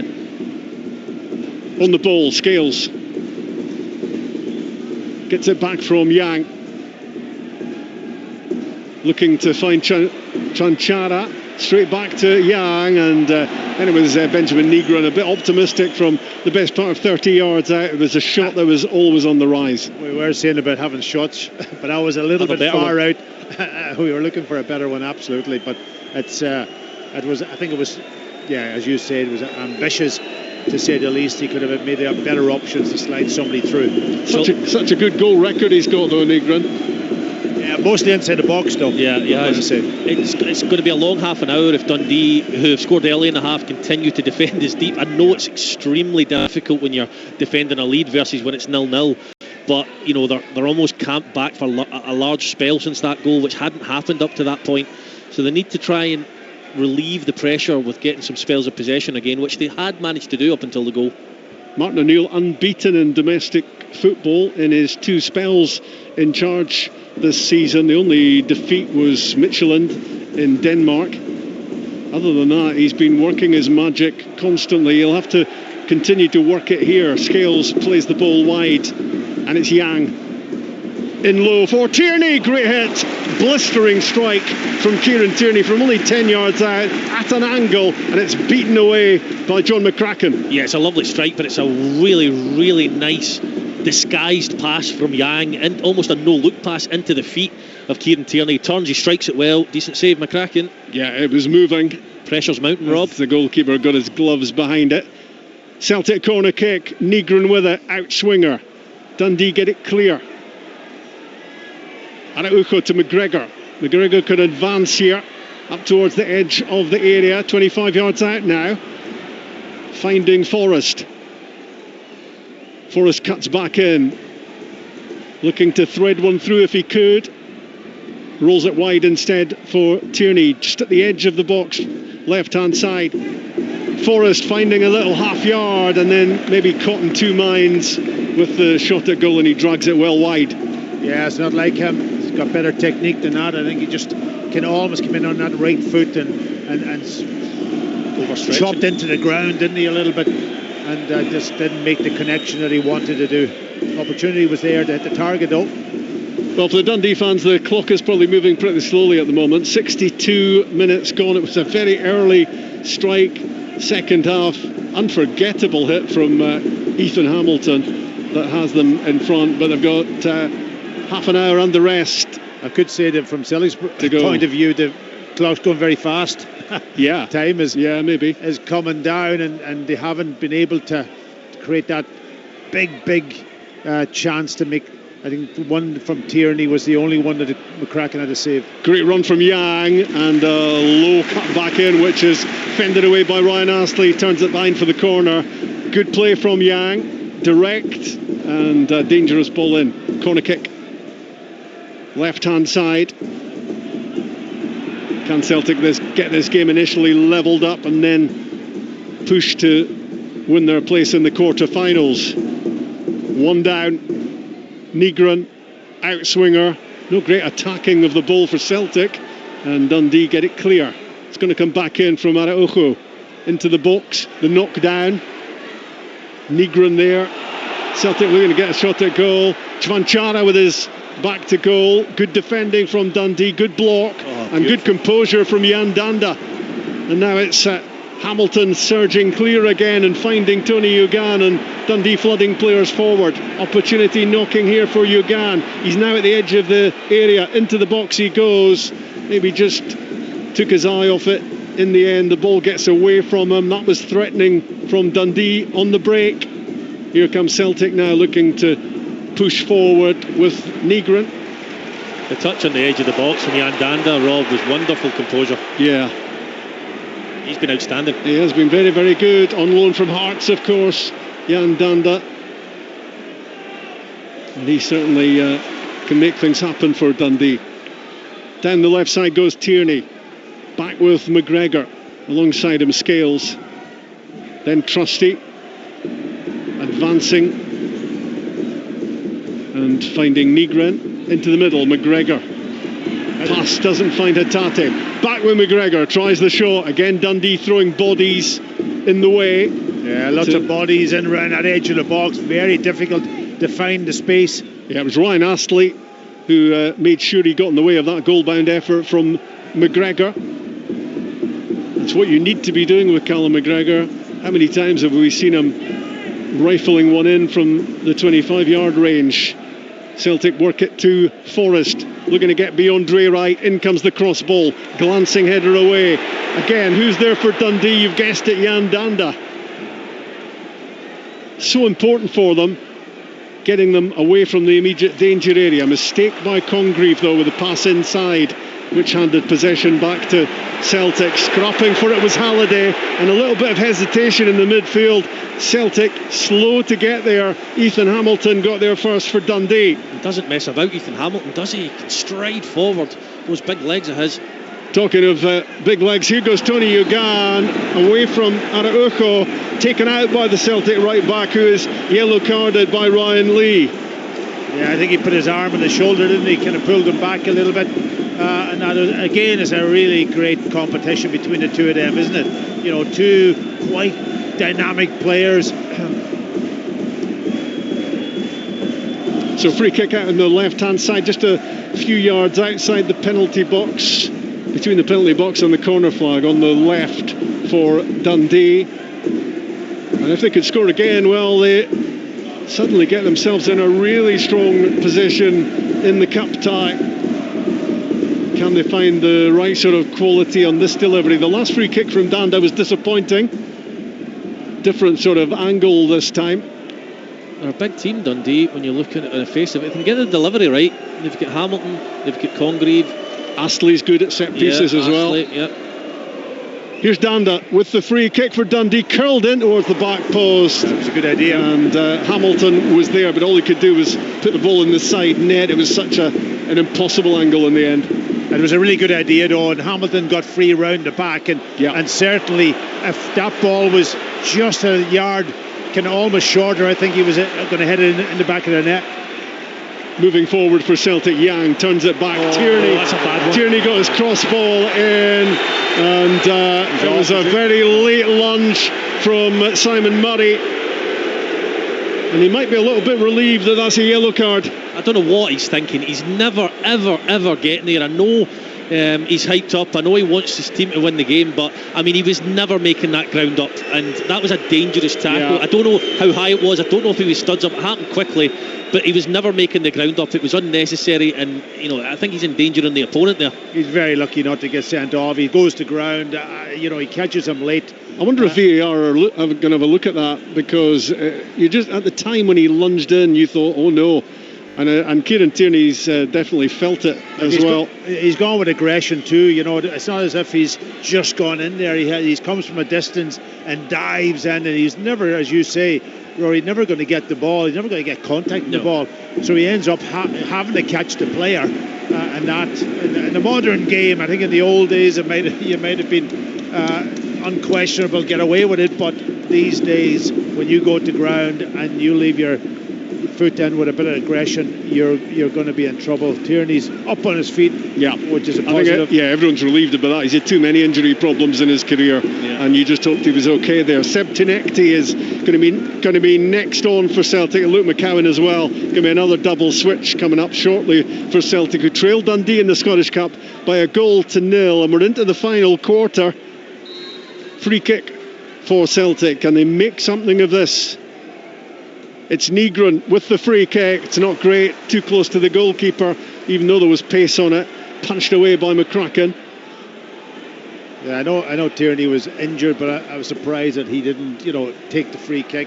His delivery into the box, I think, would be much better than Negron's to get him in there where it matters. Yeah, ball bounces down, he's there, isn't he? Scales to Tierney, up and about and on the move again down the left side. Hatate. Yang plays it back to Scales. Tierney with the cross ball in, and he's maybe still affected by that challenge, because that's not one of his crosses that you're used to expecting, way behind John McCracken's goal. Here comes the second double switch of the game for Celtic. Yang and Hatate are the players coming off. Tinekti and Luke McCowan are on for Celtic, looking to make a difference with just 20 minutes to go. Well, I'm not surprised that Hattie's been taken off. I think he's just not been himself for quite a long time now. I've got to say, he's a very, very good player, good and easy on the eye. He's so good to watch, isn't he, Packy, when he's on the ball? I just don't know what's going through his mind at the moment, whether it's confidence or what. But the only way you're going to get up back is by playing and putting that shift in the middle of the pitch. Changes, I think, coming for Dundee as well. Maybe a fresh burst of energy for them as they look to at least keep what they've got. And what they would ideally want is to extend their advantage, but they're going to have to soak up a fair bit of pressure from Celtic. But it's been a little bit underwhelming, the response so far from Celtic. Yeah, they had a wee 10-15 minutes, I think, where Dundee were really struggling to get out their half. But as I said, being brave on the ball, Dundee has relieved the pressure at times, and it's not been as relentless as you might think. And they're calling on the cavalry here, and no surprise really to see Simon Murray's probably going to be one of the ones that makes way after that challenge. Yeah, I think that's a sensible move to get Simon Murray off the pitch. And look, it might not look as bad when we see it back on the television screens later. It's just from here, it looked, so unlikely that he was going to make the ball, and it looked like a lunge. So it'll be interesting to see it again later. So a Dundee debut for Scott Wright,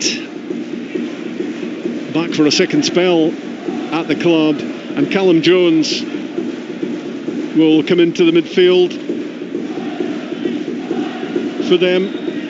They've improved big time in the course of the season, Dundee. What a moment this could be for them.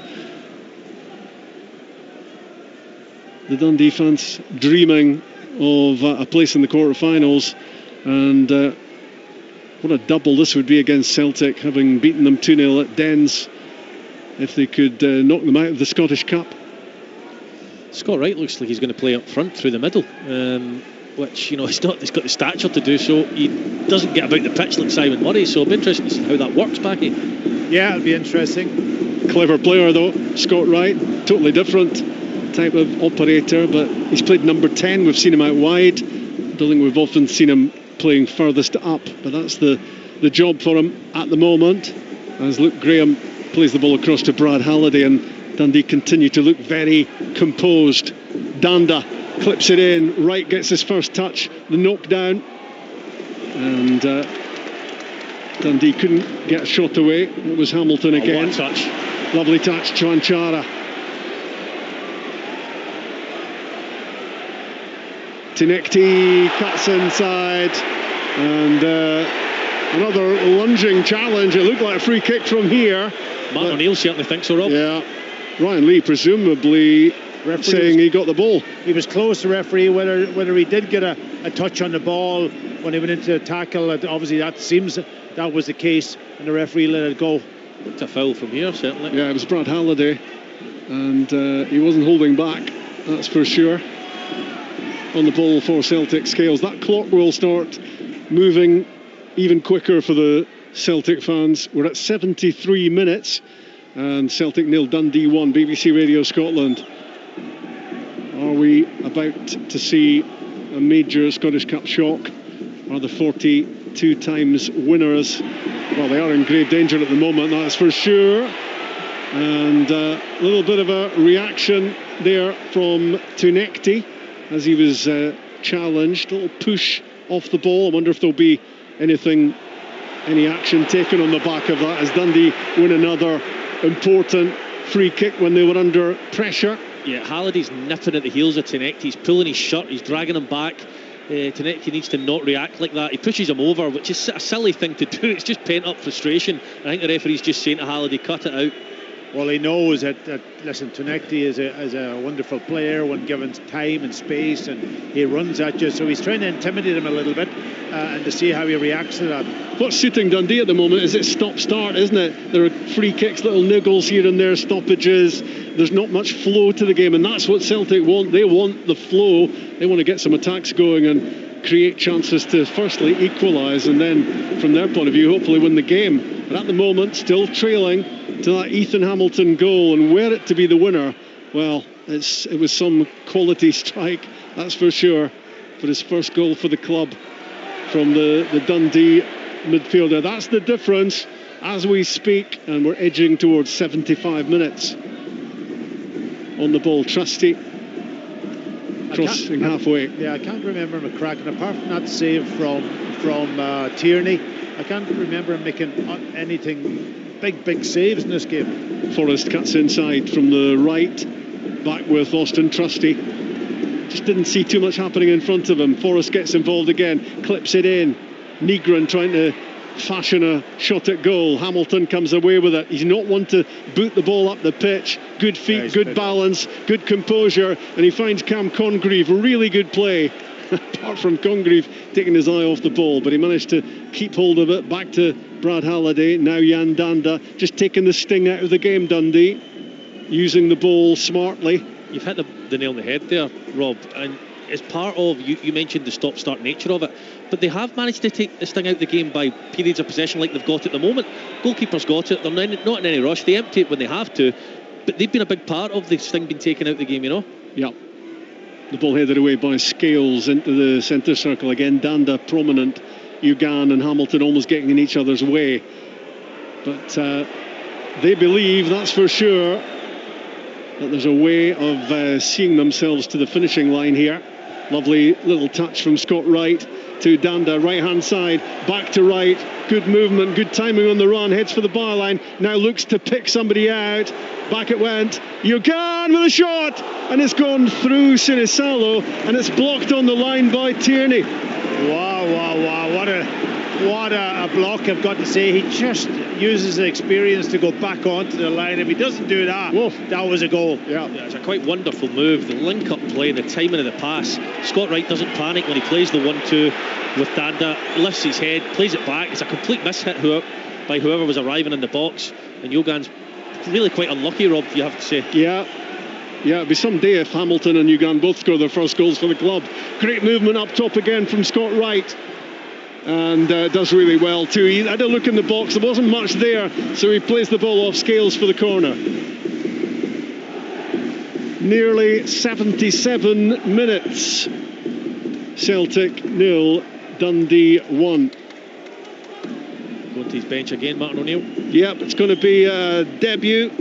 Junior Adamu is standing by wearing number 9, about to come on for Celtic. Can he work some magic? They need some help here. At the moment they've got a corner kick to defend. Congreve with the corner kick in for Dundee. Cleared. Good shot from Dre Wright, took it down, fired it in from 30 yards. It's a beautiful corner. It's right where you want it to be. As I say, they're not a small team, Dundee. Why they've got nobody attacking the centre of the goal, I'm not quite sure, because it meant it was an easy clearance for Trusty. Celtic staring defeat in the face here, but there is time to do something about it. Junior Adamu waits on the touchline to take his bow. Can he have an instant impact? The Celtic fans hope so. The ball is with Forrest. Came off the bench at half-time. Back with Araohu and Trusty and McGregor. Plenty of the ball, Celtic. Can they make it happen? Scales rolls it out wide. Tinekti back onto the right foot, curls across in towards the back post. Really well defended again by Dundee. Araujo plays it in, but I think the ball had gone behind.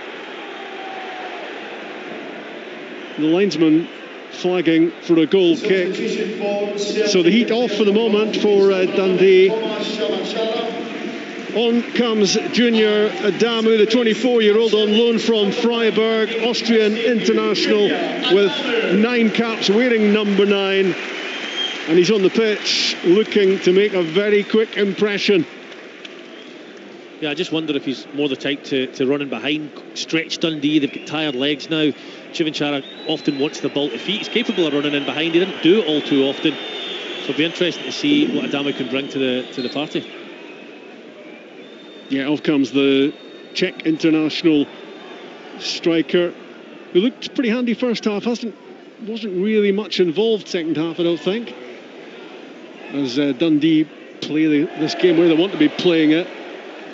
Tony Yogan just couldn't quite keep the ball from going over the touchline underneath us. But again, they're getting up the pitch. They're playing the game where they want to play it. They're keeping the ball well away from John McCracken. Finn Robertson is going to come off the bench here for Dundee. Tony Yogan is going to come off. He's given them plenty. He might well have scored his first Dundee goal moments ago as well, when his shot somehow found a way past Sinisalo. Don't know quite how it did, but the Finnish keeper was very grateful to Kieran Tierney on the goal line to block the effort from Yogan, who's not moving off at high pace.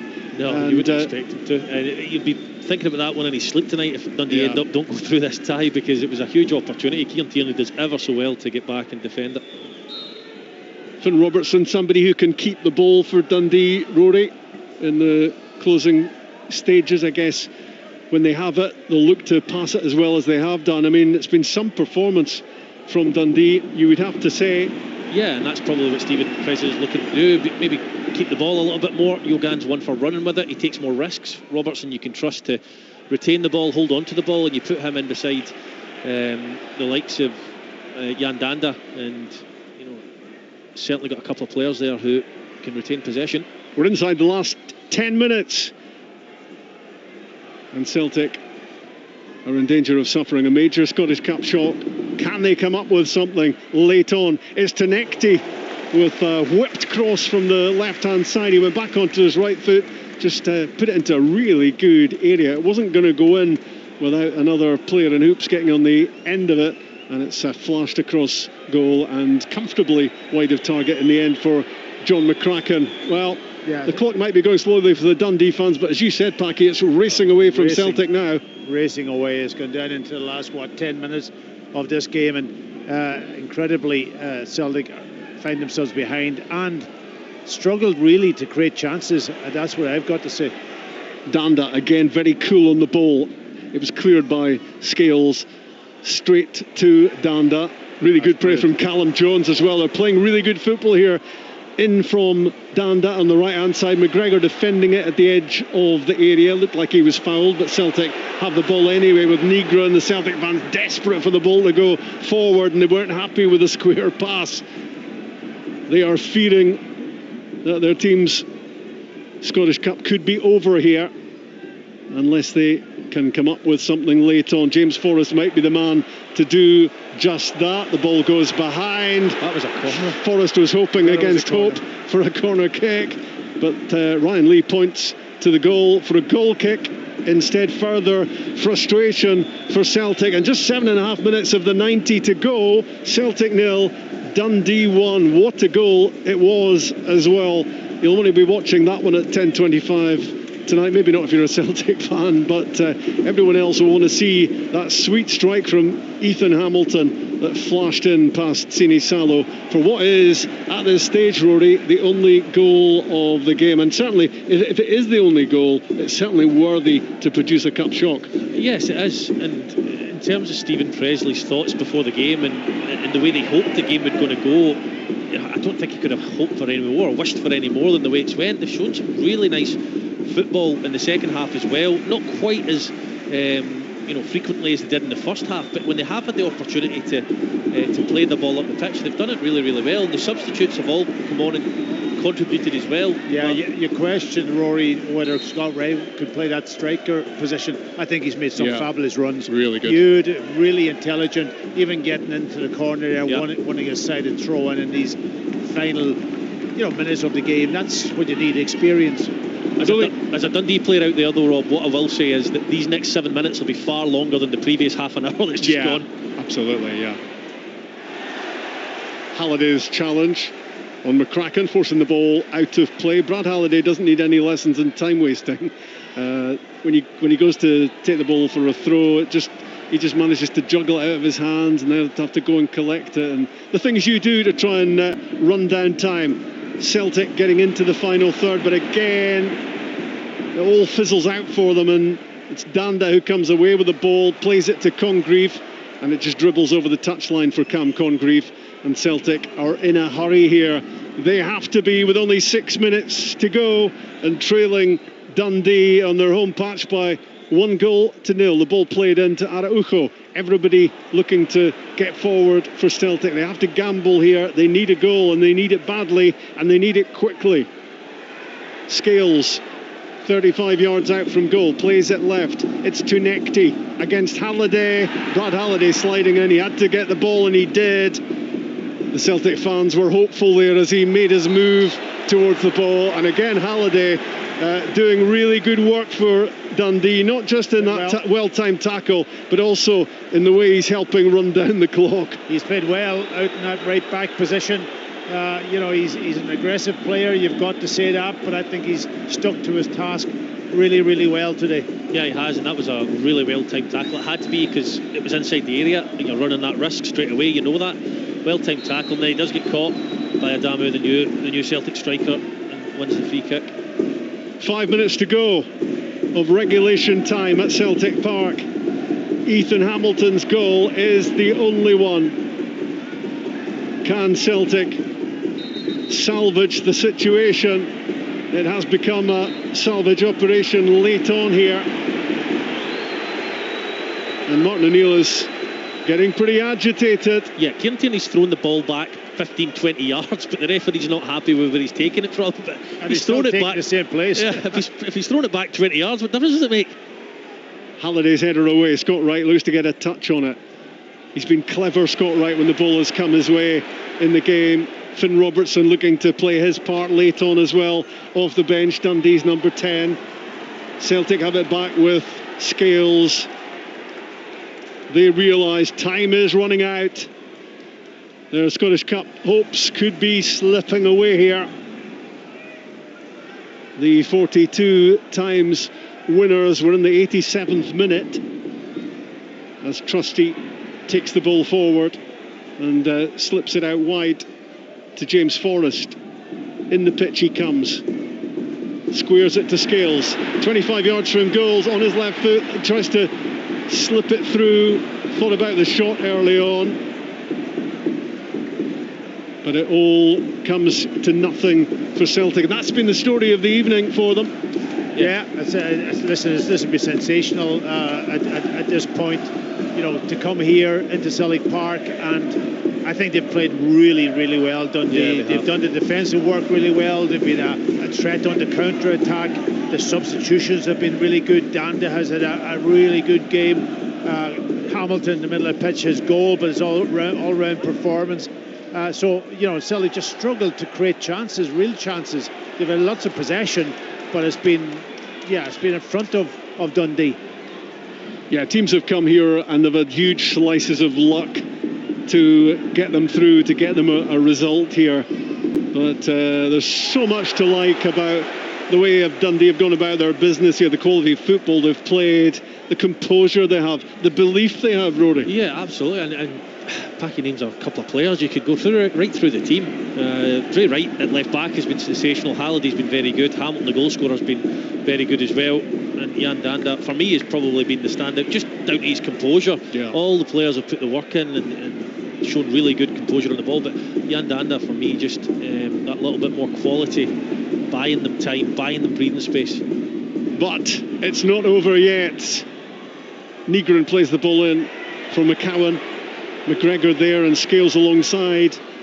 All the players are crammed into the final third from a Celtic point of view, but they're fluffing their lines here repeatedly, Celtic, as they get into really promising positions and they just can't find the final ball, or they can't find the final touch. That time it was McCowan who just couldn't control what looked a fairly basic pass to him from Tierney, allowed the ball to dribble over the goal line, and that clock is ticking and we're fast heading towards 89 minutes, and at the moment there are going to be 4 added on, so we're just about 5 minutes away from Ryan Lee's full-time whistle. Celtic have to come up with something very quickly here. Down goes Tierney. I think he was caught by the arm of Congreve. I don't think there was anything malicious about it. I don't think it was his arm, I think it was his boot, wasn't it? Was it? He almost flailed as he's gone to head the ball. He's tried to hook it on and he's caught Tierney. I think that's what happened, wasn't it? Maybe yeah, I'm wrong. Think it was his boot, certainly, that caught, but I just hope he's all right, because he's not moving much. I think whatever it was has caught him in the face, and he's full length out in the pitch at the moment. Kieran Tierney. Well, there's a stretcher coming out. Let's hope that's just a precautionary move. But well, he's been in the wars, hasn't he? Today, Tierney, after that lunge earlier from Simon Murray. And what this does, of course, is interrupts the game again. Our concern is obviously for Tierney, and hoping it's nothing too serious for him. But from a match point of view, it's yet another interruption to the game at a point at which Celtic just want to keep it going. Yeah, I agree, and that's just once Tierney is dealt with, I think the flow of the game's gone for Celtic. In the last couple of minutes of this game, and Dundee in a very happy position from their perspective, and that. Yeah, Packy, you mentioned the boycott and obviously the empty seats around the stadium. Do you think in moments like this that does make a difference if it was more of a full house? I don't know. It might be maybe for the opposition more than the team themselves. You've just got to get on with it. You can't use that as an excuse. That's for sure. There's going to be other times when you go away from home and you don't have the full crowd there. You've got to get on with the game. 5 minutes added. So 4 has become 5. End of the match, obviously, for Kieran Tierney. It's Marcelo Sirachi who will replace him for the last few minutes in that position. Very capable replacement. He's only got 5 minutes to make a difference. The pressure is on for Celtic. Can they take this tie to extra time? They need to strike, and they need to strike soon as Forrest threatens. McCowan gets involved at the edge of the box. McCowan's cross in, the ball headed away, it's gone behind. Corner kick. Celtic were at almost 92 minutes. Yeah, that was that man Danda again, and where he's been all day, in that sort of almost penalty spot, heading that ball. This time giving away the corner. Celtic's got a chance. Got to be the good delivery. Is it going to be a happy ending for Celtic? In comes the in-swinging corner kick. Hamilton got his head to it. Fired in by Sirachi. Blocked, cleared. And from halfway, it's going to go all the way back from McCowan to Sinisalo. Goalkeeper thumps it forward. It's all about staying strong and solid for Dundee. Hamilton, the goal scorer, on the ball. Up to Scott Wright. Nice little layoff to Danda. Dundee looking to keep hold of the ball, but Congreve has lost it. Wow, he is so lucky. Dundee get lucky there, because that did not look like a free kick. No, it wasn't a free Definitely kick. not. I can't believe how delayed the whistle was as well. I was getting ready for Celtic to break up the other end, but I didn't think it was a foul myself. I just think, was it the fourth official who called it maybe in his ear? I'm not too sure. Nearly 93 minutes on the clock. Celtic 0, Dundee 1. Martin O'Neill's team are heading out of the Scottish Cup as things stand. And it's Dundee getting into a really good position here, and Finn Robertson, who gets to the byline, clips the ball back, hoping a teammate was going to be there. Celtic coming away with the ball, but Ethan Hamilton doing wonders to win it back. Brilliant play from him, and he's now heading in towards the corner flag.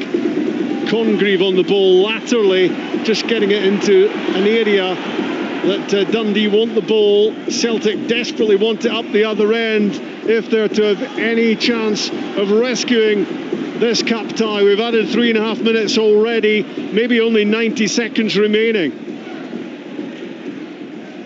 To Forrest it goes.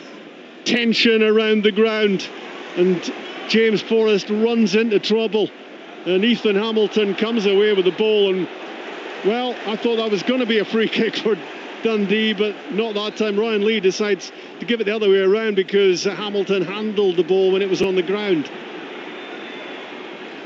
So Celtic have it. We've gone past the 94-minute mark. Is this going to be a massive Scottish Cup shock? Can Celtic do something about it? The ball is back with Scales. It goes wide again for Tunekti. Halliday stays in front of him. Back it goes again. Given away by Scales as he tried to find Srirachi. It's Halliday who comes away with the ball for Dundee. Rolls it down the touchline. Hamilton chasing it. Scales back to Sinisalo. We're almost at 95 minutes. The referee will shortly be looking at his watch. Are Celtic running out of time? Great sliding challenge by Luke Graham on the far side. Dre Wright does good work as well. Gets it away, down the pitch. Sinisalo right up to the halfway line to collect it. We've gone into the 96th minute. James Forrest with a high looping cross towards the back post. Adamu got his head to it. In from Srirachi. Celtic win the header. Dundee get it clear. Knocked down to Tunekti out on the left-hand side. Is there time for Celtic to rescue this? A booming header away for Dundee. Again, it's Sinisalo on the halfway line. Everyone on tenterhooks around Celtic Park. Can this be rescued for the home team? Back it goes from Maruoko. The Celtic fans are furious. They want the ball in the box. Srirachi plays it wide.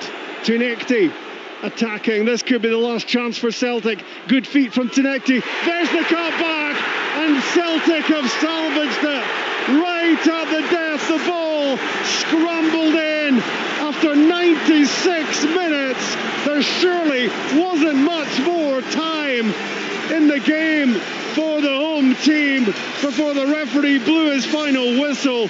Dundee were almost into the quarter-finals, and Celtic are taking this to extra time.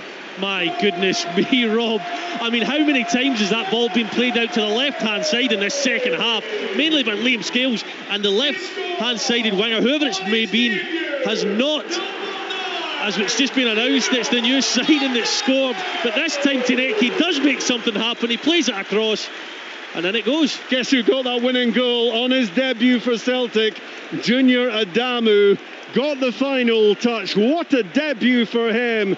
Just as the Celtic fans had their heads in their hands, and there's barely going to be time to restart this match. VAR has checked that goal, Celtic could not have left it any later. The final whistle has gone. Celtic were so close to being out of the Scottish Cup. They were clinging on by their fingernails. And on his debut, Junior Adamu, the Austrian international, has managed to prod the ball in for 1-1, and we're heading for extra time. Quite incredible. The Scottish Cup. Live on Sports Sound. Scottish football lives here. On BBC Radio Scotland. Well, it doesn't get much more dramatic than that. Dundee on the verge of a very, very big result for them, but snatched away from them in the dying seconds by the debutant Junior Adamu.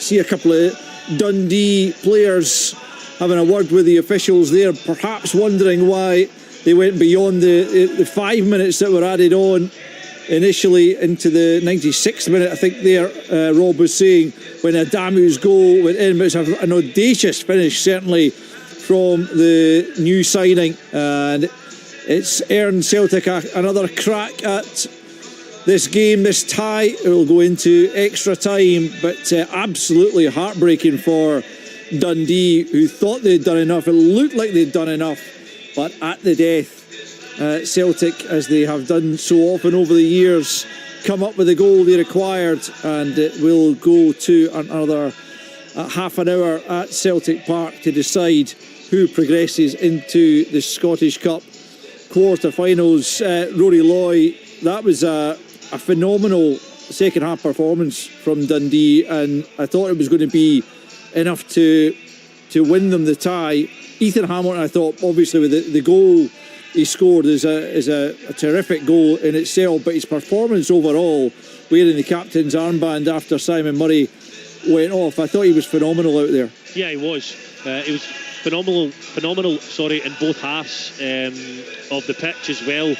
You know, soaking up pressure from Celtic, coming out with the ball, driving his team forward, and then having a real impact and impetus in the final third to drive forward with the ball, encourage his teammates around him to get up the pitch and really hurt Celtic, and it worked for large spades. But you know, when you come to Celtic Park, I've been on the wrong end of it myself.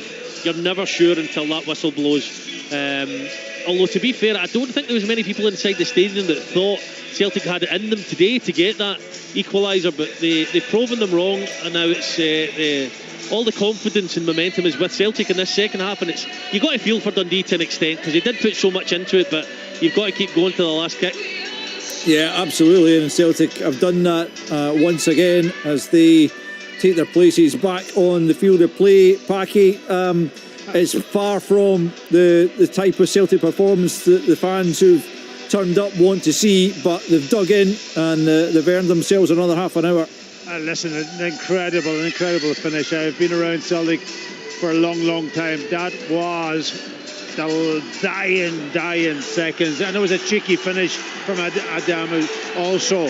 Yes, he was in the right position. He was only a yard out from goal, really, but I think it was a little back flick, wasn't it? You know, yeah. And that shows at that stage of the game, can almost a player who knows how to score goals. I hope, and that's going to be good for the future. But listen, it was quite incredible. Dundee, we've been talking about it for most of the game. They went about their business so well. Everything they've done, and just that little bit at the end when maybe the concentration level just went, maybe the tiredness crept in. The substitutions coming on for Celtic just allowed them to get that goal, and they haven't created chances in the game, Celtic. That was it. That was the only one, apart from Tierney's shot. I think they've had half chances, but nothing that you could say was concrete. Okay, extra time with Rory, Packy and Rob. Dundee have to lift themselves again. Agonising for them, so close, you can't get any closer to clinching a place in the quarter-finals of the Scottish Cup. And heartbreak for them as that equaliser went in, but they need to wipe that from the memory at the moment. They need to go again as extra time is about to get underway, and that goal was even later than I thought. It had gone into the 97th minute, by the time Junior Adamu scored. There were 5 minutes meant to be added. You wonder whether Stephen Presley might have something to say about that afterwards, that the game had gone longer than planned. But in any case, they're still in it, Dundee, but they need to recover from one massive body blow right at the end of regulation time, and we're about to have an extra half hour to decide who will be the fourth team into the quarter-finals of the Scottish Cup. What drama. Underway then, first period, extra time, 15 minutes each way, and if they can't be separated, it will be penalties. Are Celtic going to get a big lift? They should do, from that latest of late goals to equalise here. Their fans had given up. They thought their team was down and out. And what a way to come back and level things off. And you can only imagine how Junior Adamu is feeling at the moment. What a start for him to his Celtic time. On loan at the moment, there may be an option to buy at the end of the season. Tony Yogan as well, Rob, after that opportunity, he had to put them two up. And who knows what Kieran Tierney was doing on the goal line, but Sini Salah was certainly glad he was there. Here comes Celtic, getting into the final third early on in extra time. Forrest stands the ball up, Astley heads it away. Sarachi is there, and Tunekti out on the left-hand side for Celtic. Back from McCowan, it's Tunekti who scores! Celtic have turned this tie around, and that low shot from Tunekti goes right through John McCracken at the near post. The Dundee keeper couldn't keep it out, and having equalised so late in the day, Celtic get themselves ahead with extra time barely underway. Yeah, listen, a really good goal from Tunekti. Nice give and go, just coming in and that sort of kind of almost from left to right and along the edge of the box.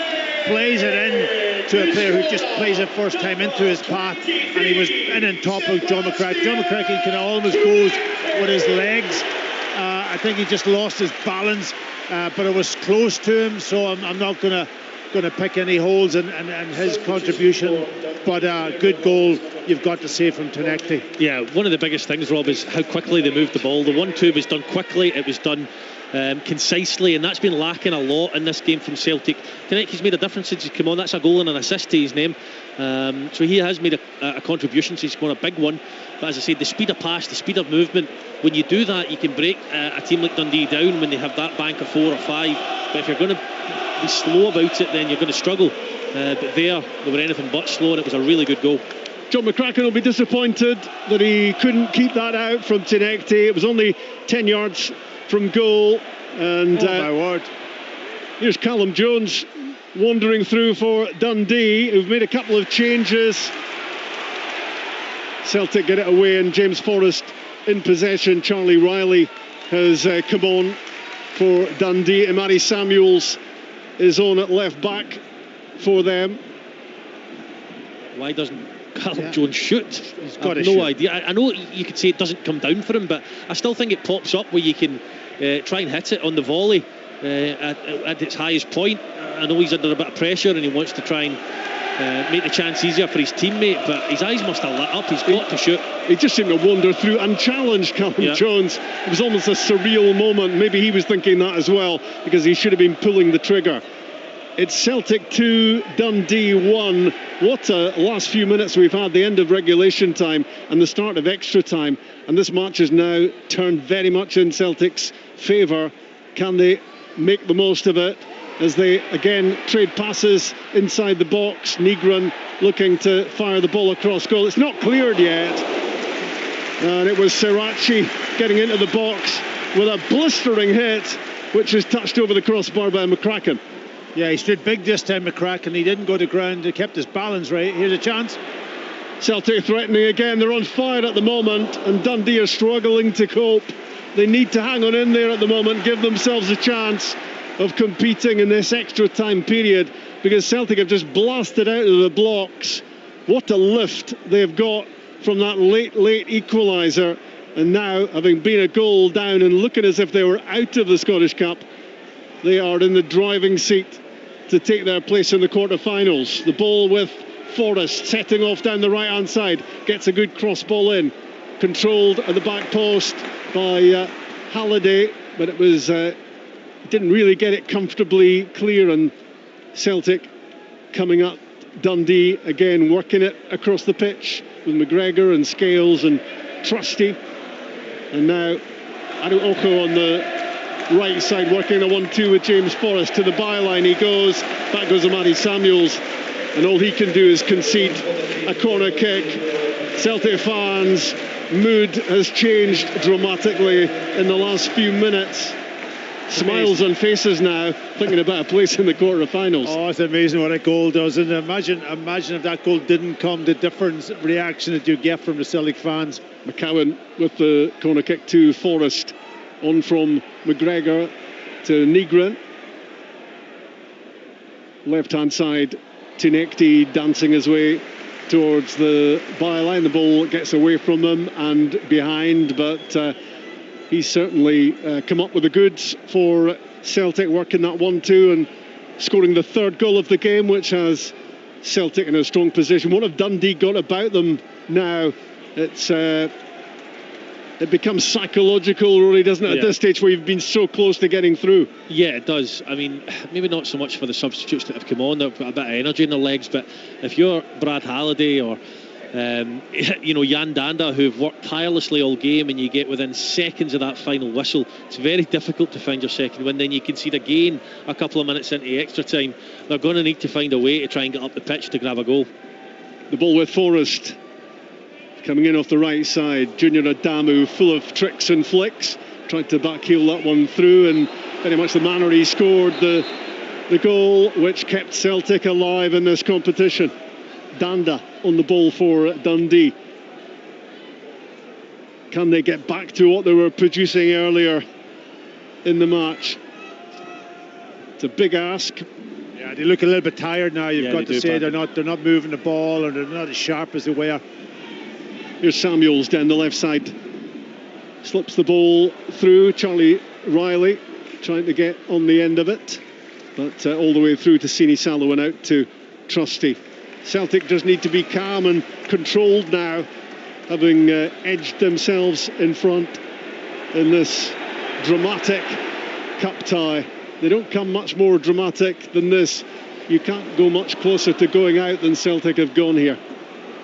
Again, Danda available, a good outlet for Dundee. Scott Wright has done well off the bench. He's going to be a real asset for them in the rest of the season to come. I think he's given us some good glimpses, Rory, already of what he can do. Yeah, he's a very intelligent footballer. He makes good runs. He looks like he's bulked and beefed up a little bit from being down south, actually. He showed good strength there against Liam Scales. Mistake by Dundee, and it plays in McCowan with a chance to maybe tie this up. It's Nygren! Great save, John McCracken. He keeps Dundee in it, because that would have made it 3-1. That could have been curtains for the Dark Blues. Yeah, he should score. Great goalkeeping, but yeah, big chance. He was staring at the whole goal was Nygren. Oh, he's got to score, hasn't he? I don't want to take it away from the goalkeeper, Packy, but I think he's just got to slot it in the corner. In the corner. He's done everything right. Lovely little dummy at the end of the run, and then the goal is gaping there for him. He just hit it straight at the goalkeeper. 8 minutes into the first period of extra time. Celtic 2, Dundee 1. As the ball is worked wide left again for Tunekti to do his stuff. McCowan is over there as well, shifts it onto the right foot, and his shot is blocked by Luke Graham, and there's a really cool header back from Brad Halliday to John McCracken. That was incredibly calm, wasn't it, heading it back in these circumstances to his goalkeeper, with lots of hoop shirts in the vicinity. Now Luke Graham plays it forward, loose pass for once. Yeah, that's the tired pass that, he was doing that so well, in the 90 minutes, and then just into extra time, the legs are starting to go, the concentration starting to go, the technical ability then is affected. You don't notice the tiredness so much when you're winning. No, or drawn, to be fair, with only half an hour of extra time to play. But conceding that early second goals really hurt Dundee. On the ball, Araujo, the Mexican, right back into Trusty inside the centre circle. Callum McGregor is there as well, happy just to slow things down. Celtic don't need to be chasing anything at the moment. They'd like another goal, though, to open up a 2-goal cushion if they could. Tinekti has had a great impact in the game. Sirachi alongside him, working it across the pitch. Scales right in the middle.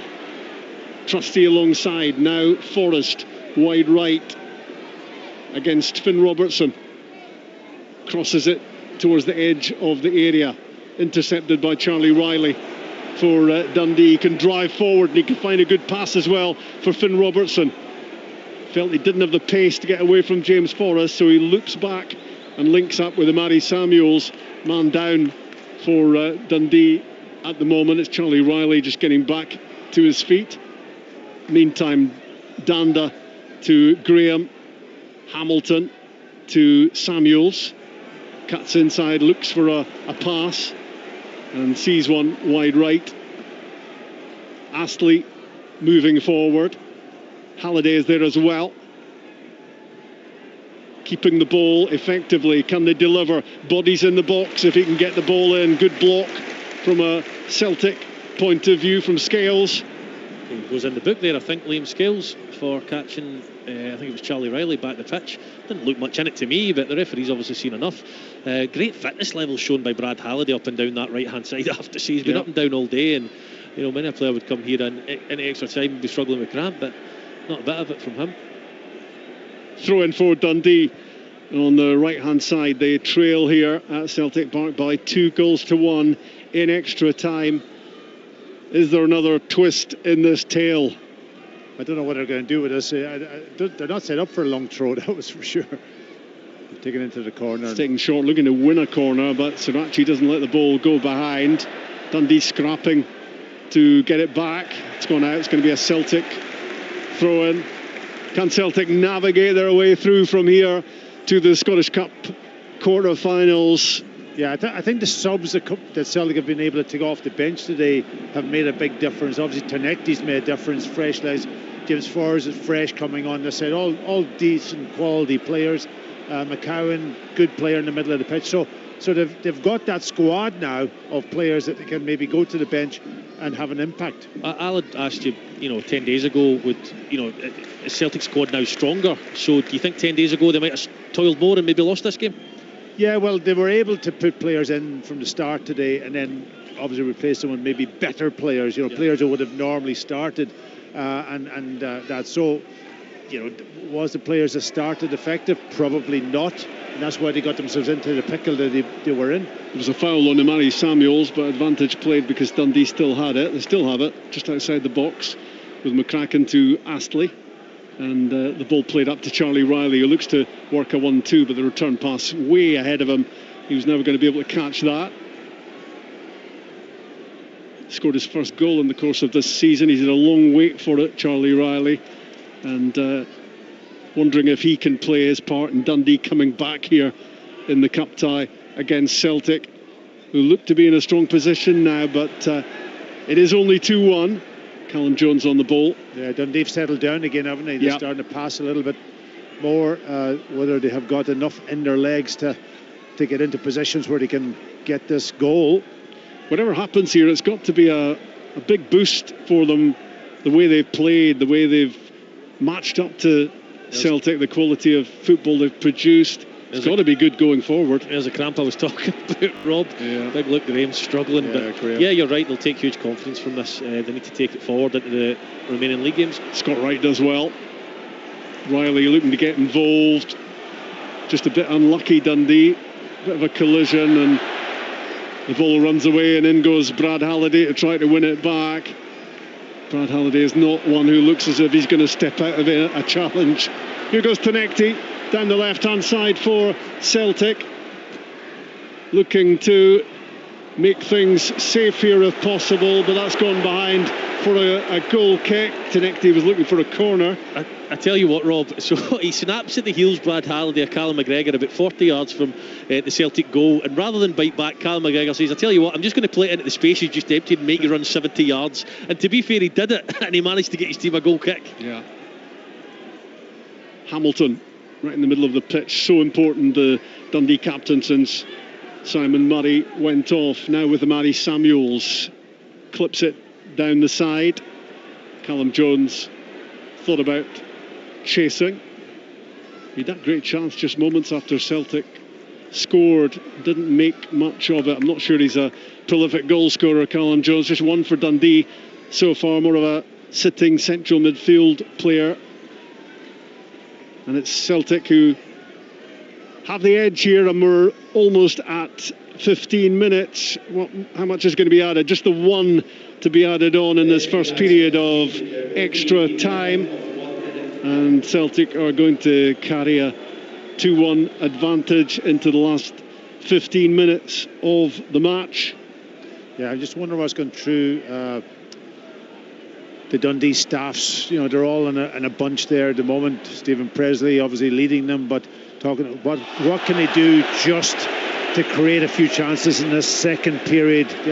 Will they put on an extra player? Yeah, they're going to bring Ethan Ingram on shortly. I reckon he's stripped and ready to go. They're probably going to save it till the second period of extra time, but he was ready to come on just now, and maybe they're going to have to reshuffle. Joe Bevan as well as a possibility for them as they look to get a fresh burst of energy on the pitch to give them a lift, and the hope is for the Dark Blues that they can come back and have another say in this cup tie, because at the moment Celtic have their eyes on a place in the quarterfinals, and they've turned this cup tie on its head as we await the second period of extra time. Celtic 2, Dundee 1. Yeah, thanks, Rob. 2-1 Celtic lead at half-time in extra time as they look to clinch their place in the last 8. Sebastian Tinekti on the score sheet right at the start of extra time to really turn the game on its head after Dundee had led for a long period, with Ethan Hamilton getting the opening goal of that game in the second half, but the equaliser in the last second of the game, effectively, of the 90 odd minutes, Junior Adamu on his Celtic debut coming off the bench to earn Celtic extra time, and they have certainly looked the stronger side in that first period of additional time, although Dundee did begin to come into it a little bit more towards the end, but certainly the fitness levels of both sets of players being tested.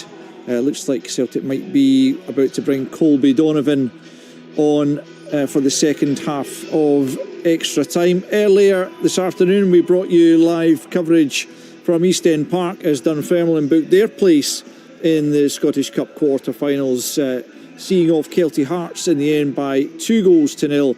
Chris Kane with a couple of goals in the second half to put them through Neil Lennon's side in that one, and also at the 3 o'clock kickoffs in the fifth round of the Scottish Cup, Elgin City 2, Partick Thistle 3. It was a late Ben Stanway goal after Elgin had clawed their way back on a couple of occasions and were threatening themselves to cause a bit of an upset, but Ben Stanway settled it for the championship side to take them also into the last 8, joining St Mirren as well, who booked their place after extra time against Airdrie last night. That was a hard-fought game for them. So St Mirren, Dunfermline and Partick Thistle already in the hat, and Celtic on their way to joining them, but still with a bit of work to do. With 15 minutes to play, Dundee will hope they can, at worst, force penalties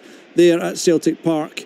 But can they do it? A couple of substitutions, I think, made at half-time. We'll cross back to your team there at Celtic Park to bring you news of those. Rory Loy, Packie Bonner and Rob McLean. Thanks, Al. Yeah, as you were saying, Colby Donovan on for Celtic, just replacing Araujo at right back, and Joe Bevan replaces Jan Danda for Dundee. 15 minutes to go. Celtic on track now for a place in the Scottish Cup quarter-finals. What can Dundee come up with? They have been so impressive in so many ways in this game. Have they run out of energy, run out of ideas, or can they yet be a problem for Celtic? Long ball from Scales, headed away by Samuels, and Dundee just rushing things a bit. Callum Jones with a pass, which I think it was a shot, Rob. maybe the shot he should have had in the first period of extra time, but flashed out of play on the far side for a throw-in, playing into Celtic's hands. Celtic just need to manage the game at this stage. Another goal would certainly put them in a very comfortable position at that point, but they don't need to be chasing, and they're playing the game at that sort of pace at the moment. Sinisalo to Scales, Sirachi alongside him. Long ball though from Liam Scales. Up goes Luke Graham to win the header, and now the non-stop Ethan Hamilton in the middle of the pitch. Really good touch on the ball, poised player, and it was some goal, and no one will be more heartbroken than him that goal wasn't the only one in regulation time. That dramatic 97th minute equaliser for Celtic from Junior Adamu. Dundee have lost it, and here is Adamu racing away, 1-against-1 with Luke Graham. Really well timed challenge from the young defender, but Brad Halliday had it and lost it, and now Tinekti takes the ball towards the corner flag. That's a bit early to be taking the ball to the corner flag, I would say. He had a really opportunity there to go and take the player on, and Adamu, I'm just watching after he lost the ball. He picked up a free, almost space in the middle of the box. All he did was Tinekti just link in with him, and they were back in for the third goal. Negron comes out of a tight situation with the ball for Celtic. Now Trusty, Luke McCowan, James Forrest wide right. Celtic must be feeling so relieved that they're still alive in this competition. Tinekti just takes his eye off it, but still has it. Tight to the touchline, left-hand side. Back with Sirachi. Now Scales. Left to right it goes. Trusty. And James Forrest. Doesn't matter how you get to the next round of a cup competition, as long as you do. That's what the motto is for Celtic here. A lot that's been underwhelming about their performance. Yeah, so just keeping the ball now, aren't they? And yes, they can manage the game that way, but if the opportunity arises, here's a chance. Here's McCowan, lovely exchange. Was looking to work it for the shot at goal. Adamu on the turn, sees his shot blocked, and Dundee scramble it away, and Dundee will see that as just staying alive at Celtic Park and still with a chance to come back. Another goal at this stage, and it's all going to be over surely for Dundee. Are going to make that change they were thinking about a little bit earlier, and it's going to be Luke Graham, the excellent Luke Graham, about whom there was a lot of interest in the transfer window. Off he comes, looks absolutely wiped, to be honest, and on comes Ethan Ingram, who's a right back who's going to play in central defence alongside Ryan Astley. Yeah, I mean, he's got to look after him, because if that cramp, if your muscles are that tight and you overstretch, you can very easily do some more damage and put yourself out for weeks. And at some point they've got to start thinking about protecting their players. They look tired, the ball just goes out the pitch there, but it feels like they've made an absolute host. Paul Digby's the only Dundee sub that's not got on the pitch. I know with the concussion, I think maybe Kieran Tierney's went down as in the extra time you can make subs. It just seems like they've been making subs every few minutes. Luke Graham could be a big miss for them as they look to keep the back door shut and hope they can take this match to penalties, get back at Celtic. But Luke Graham is such a key player for them. Here goes Callum McGregor leading his team forward. Celtic want to keep going forward. They don't want to be sitting on this advantage. McCowan back to Trusty on halfway. Yeah, they're just popping the ball around, playing off their first, second touch, and just keeping it. And it's difficult for the Dundee players. Here's a good ball, really good ball. McCowan's pass, Sirachi trying to turn the ball into the danger zone. It's a good cutout defensively. for Dundee. Getting the ball away. In fact, it was Ethan Ingram having a good impact early on off the bench with that cutout as Sirachi looked to pick out a hoop shot in the middle. Celtic on the ball again with McCowan. Sirachi slows it down. McGregor on the halfway line for Tunekti. If Joe Bevan shouts for the ball there, he's going down the right hand side. He's out of position, Sirachi, because he's been caught up the pitch when Celtic have given the ball away to play. If he screams for the ball, Scott Wright plays him in. We're nearly 6 minutes into the second half of stoppage time, extra time I should say. So Celtic are now just about 9 minutes away from celebrating a place in the Scottish Cup quarter-finals. McGregor controlling things for them. Negron ahead of him to James Forrest out wide. First time cross ball in, headed behind by Imari Samuels, and it will be a Celtic corner kick.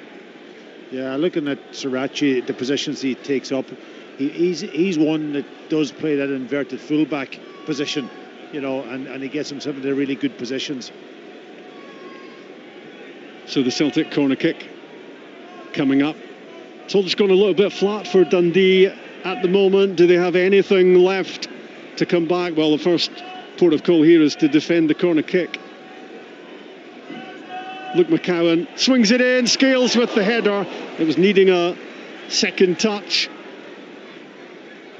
Kept alive by Adamu. Now with Benjamin Negren just outside the box. Slipped through from McCowan, and his shot is deflected over the top. Yeah, Dundee are really running out of legs now, Packy. Yeah. It's going to be difficult for them now to get, when you're a goal down and you're pushed back on into your own box and you're tired. Concentration levels are really waning, and that's a real problem. McGregor, Negron, left hand side, slotted in from McCowan, desperate to get the shot away. It's a good block. Charlie Riley comes away with it, but he runs into trouble, and the ball is back with Celtic. Seb Tunekti's goal looks like the winner at the moment, and Celtic are dominating possession. Colby Donovan goes forward down the right hand side. It's going to go behind for a goal kick, but time is quickly getting away from Dundee. Only 7 minutes left of extra time, and it's not just the physical tiredness, it's the mental tiredness as well, and it's psychological too.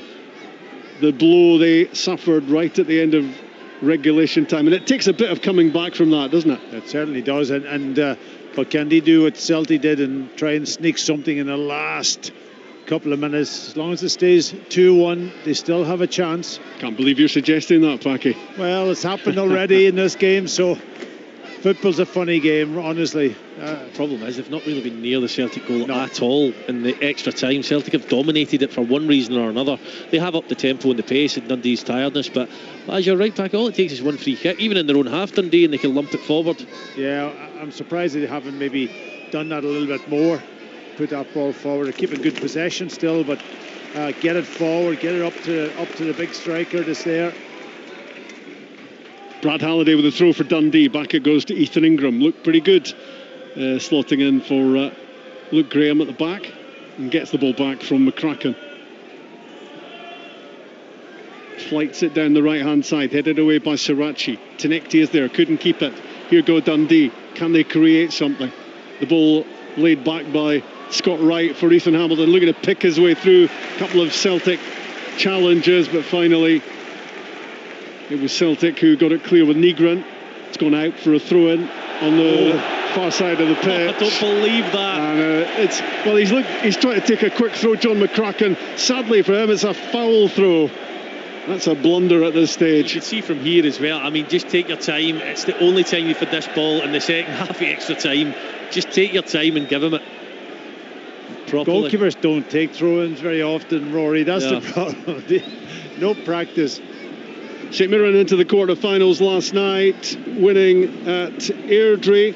Today, Dunfermline and Partick Thistle joined them in the last 8. Next name in the hat is going to be Celtic, unless Dundee can come up with something dramatic and very late in the day, because only 5 minutes left of extra time. And Martin O'Neill's team on target to continue in the Scottish Cup. But is there another twist here? Finn Robertson looking to make something happen for Dundee. Sirachi thought he'd kept the ball in from going behind for the corner. He didn't. Good pressure from Robertson. Corner kick, Dundee. It couldn't happen, could it? Well, McCowan's just looked a wee bit off the pace since he's come on. I think it was him that gave the ball away. But after us talking about it, here's their chance. One moment is all that's required for Dundee to, for the second time in the evening, silence Celtic Park. 2-1 down, extra time. There won't be too many more chances for them. Corner kick, right hand side. Ingram's free in the middle. Finn Robertson to deliver, near post, flicked header towards the back post. It was Astley who got his head to it. It needed another touch inside the box, and Dundee couldn't get there for it. It was a great flick on at the near post, you know, and it's gone all the way to the back post, but nobody coming round the back. Otherwise it would have been a tap-in. 3.5 minutes left of extra time. On the most dramatic of evenings, Celtic are almost there. Forward goes Luke McCowan, clips a pass inside. Nygren through. It's Adamu, who very nearly scores again, fraction away from his second goal of the game. He's got to pull it back though, hasn't he? He's got into a great position, but obviously he's high in confidence and spirit, and he goes for the goal from that fairly acute angle. But I think if he squared it, I think it was Forrest that was there just to tap it into the back of the net. Back it goes from Colby Donovan at some pace to Sinisalo with a back pass. The confidence of youth, believing his goalkeeper was going to get there. Meantime, Dundee almost in trouble down the pitch as Ingram was stretching to hook the ball away, and he needed help, and he got it from Brad Halliday. Back with John McCracken. The clock is moving now too quickly for Dundee. It was moving too slowly at the end of regulation time. Now it's going too quickly. But can they find something? McGregor's challenge on Robertson wins it for the home team. We're almost 2 minutes now. 2 minutes to go of extra time. Dundee have given everything here. This is going to be very painful for them when you go so close to pulling off a massive cup shock and it's snatched away from you. Some risks, Rob. Late in the day, but could there still be an opportunity for them? Oh, he's got to put it in. Danger over for Celtic as McCowan comes away with the ball, and now James Forrest is racing forward towards the edge of the area, tries the shot, deflected behind. It's going to be a Celtic corner.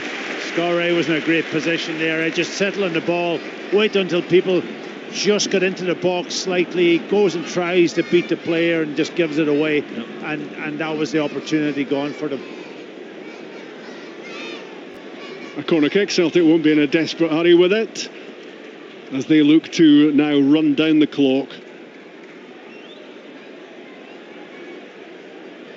97 minutes when they equalised, and then very quickly the match was turned completely around in extra time, and at the moment it is Seb Tunekti's goal which is sending them to the Scottish Cup quarter-finals. We're in the 30th minute of extra time. Is there going to be anything added on beyond that? And at the moment Dundee are pinned in, with Celtic looking to stay up the pitch with the ball. Dundee desperately want it. They've got a free kick by the looks of it, but they need to be in a hurry here. Shifted across by Hamilton. Just taking that and picking everyone up the pitch. They've given it away so cheaply. Tired touch from Halliday, and now wishing Dundee that they had launched it, because Celtic are back on the ball and they are edging towards the final whistle. The final whistle this time. 1 minute is going to be added on to extra time. We're in it right now. Seconds remaining as Celtic give the ball away. Can Dundee make it count? That's a lovely pass down the middle for Charlie Riley, who skips inside away from Trusty. He's bundled over Charlie Riley, and it's going to be a free kick. It's a booking for Colby Donovan, but it's a free kick for Dundee. 23 yards out, right in front of goal. This is the moment for Stephen Presley's team. It has to be. Well, what a dramatic ending it would be if they were to get, at the very least, a strike on target and ask a question. I have to say, I thought Charlie Riley was offside. I really did. I thought he'd timed his run a wee bit too late, and he caught offside. However, what a pass it was, Rory. It was a good pass, yeah, but it's a lot easier to pass if somebody's in an offside position. But yeah, it was a good pass with outside of the boot, and wonder who it'll be, Rob, whether it'll be Scott Wright.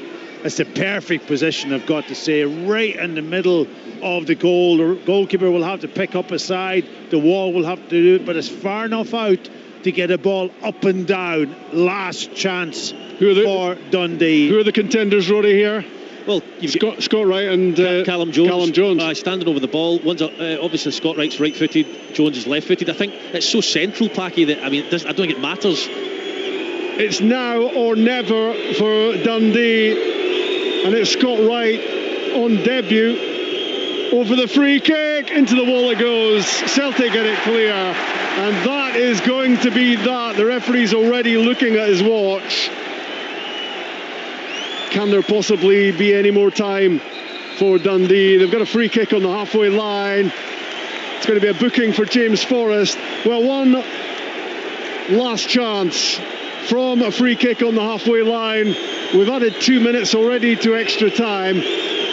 John McCracken's going to launch this forward. Is the referee going to blow his whistle when the ball's in the air, or is there still an outside chance for Dundee?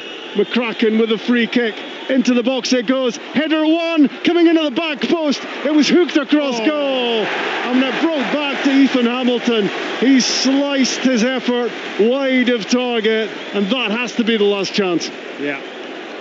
I mean, it's a good ball into the box. It really was. It gets headed back across goal. Halliday does everything he can to stretch, and I think it's Trusty who gets a good head on it, and it lands to Hamilton, and he collapses to the floor as he completely mishits it wide. Well, it tells you everything about this Dundee performance, that they're still at it, deep into extra time. This match is just about over, and Dundee tried desperately to fashion one late opportunity to take this to penalties. That's it. But that is full time at Celtic Park. All the Scottish Cup drama was there for all to see. What an evening it's been in the East End of Glasgow. Celtic were heading towards the exit door when Junior Adamu struck in the 97th minute after Ethan Hamilton's spectacular strike looked to be producing a major cup shock for Dundee. But Celtic certainly used the lift they got from that late equaliser. They went ahead very early on in extra time, and Septinekti scored to turn the tie on its head. But despite everything Dundee could come up with, and boy were they tired in the last half hour, they still managed to fashion one or two opportunities, and right at the end it wouldn't have been the surprise of the night had they equalised right at the death. They gave it their best shot. They've been hugely impressive, but somehow the O'Neill effect has taken over for Celtic. Yet again, seemingly down and out of the competition, they've come back to claim their place in the quarter-finals. An incredible 2 hours at Celtic Park. Celtic 2, Dundee 1. This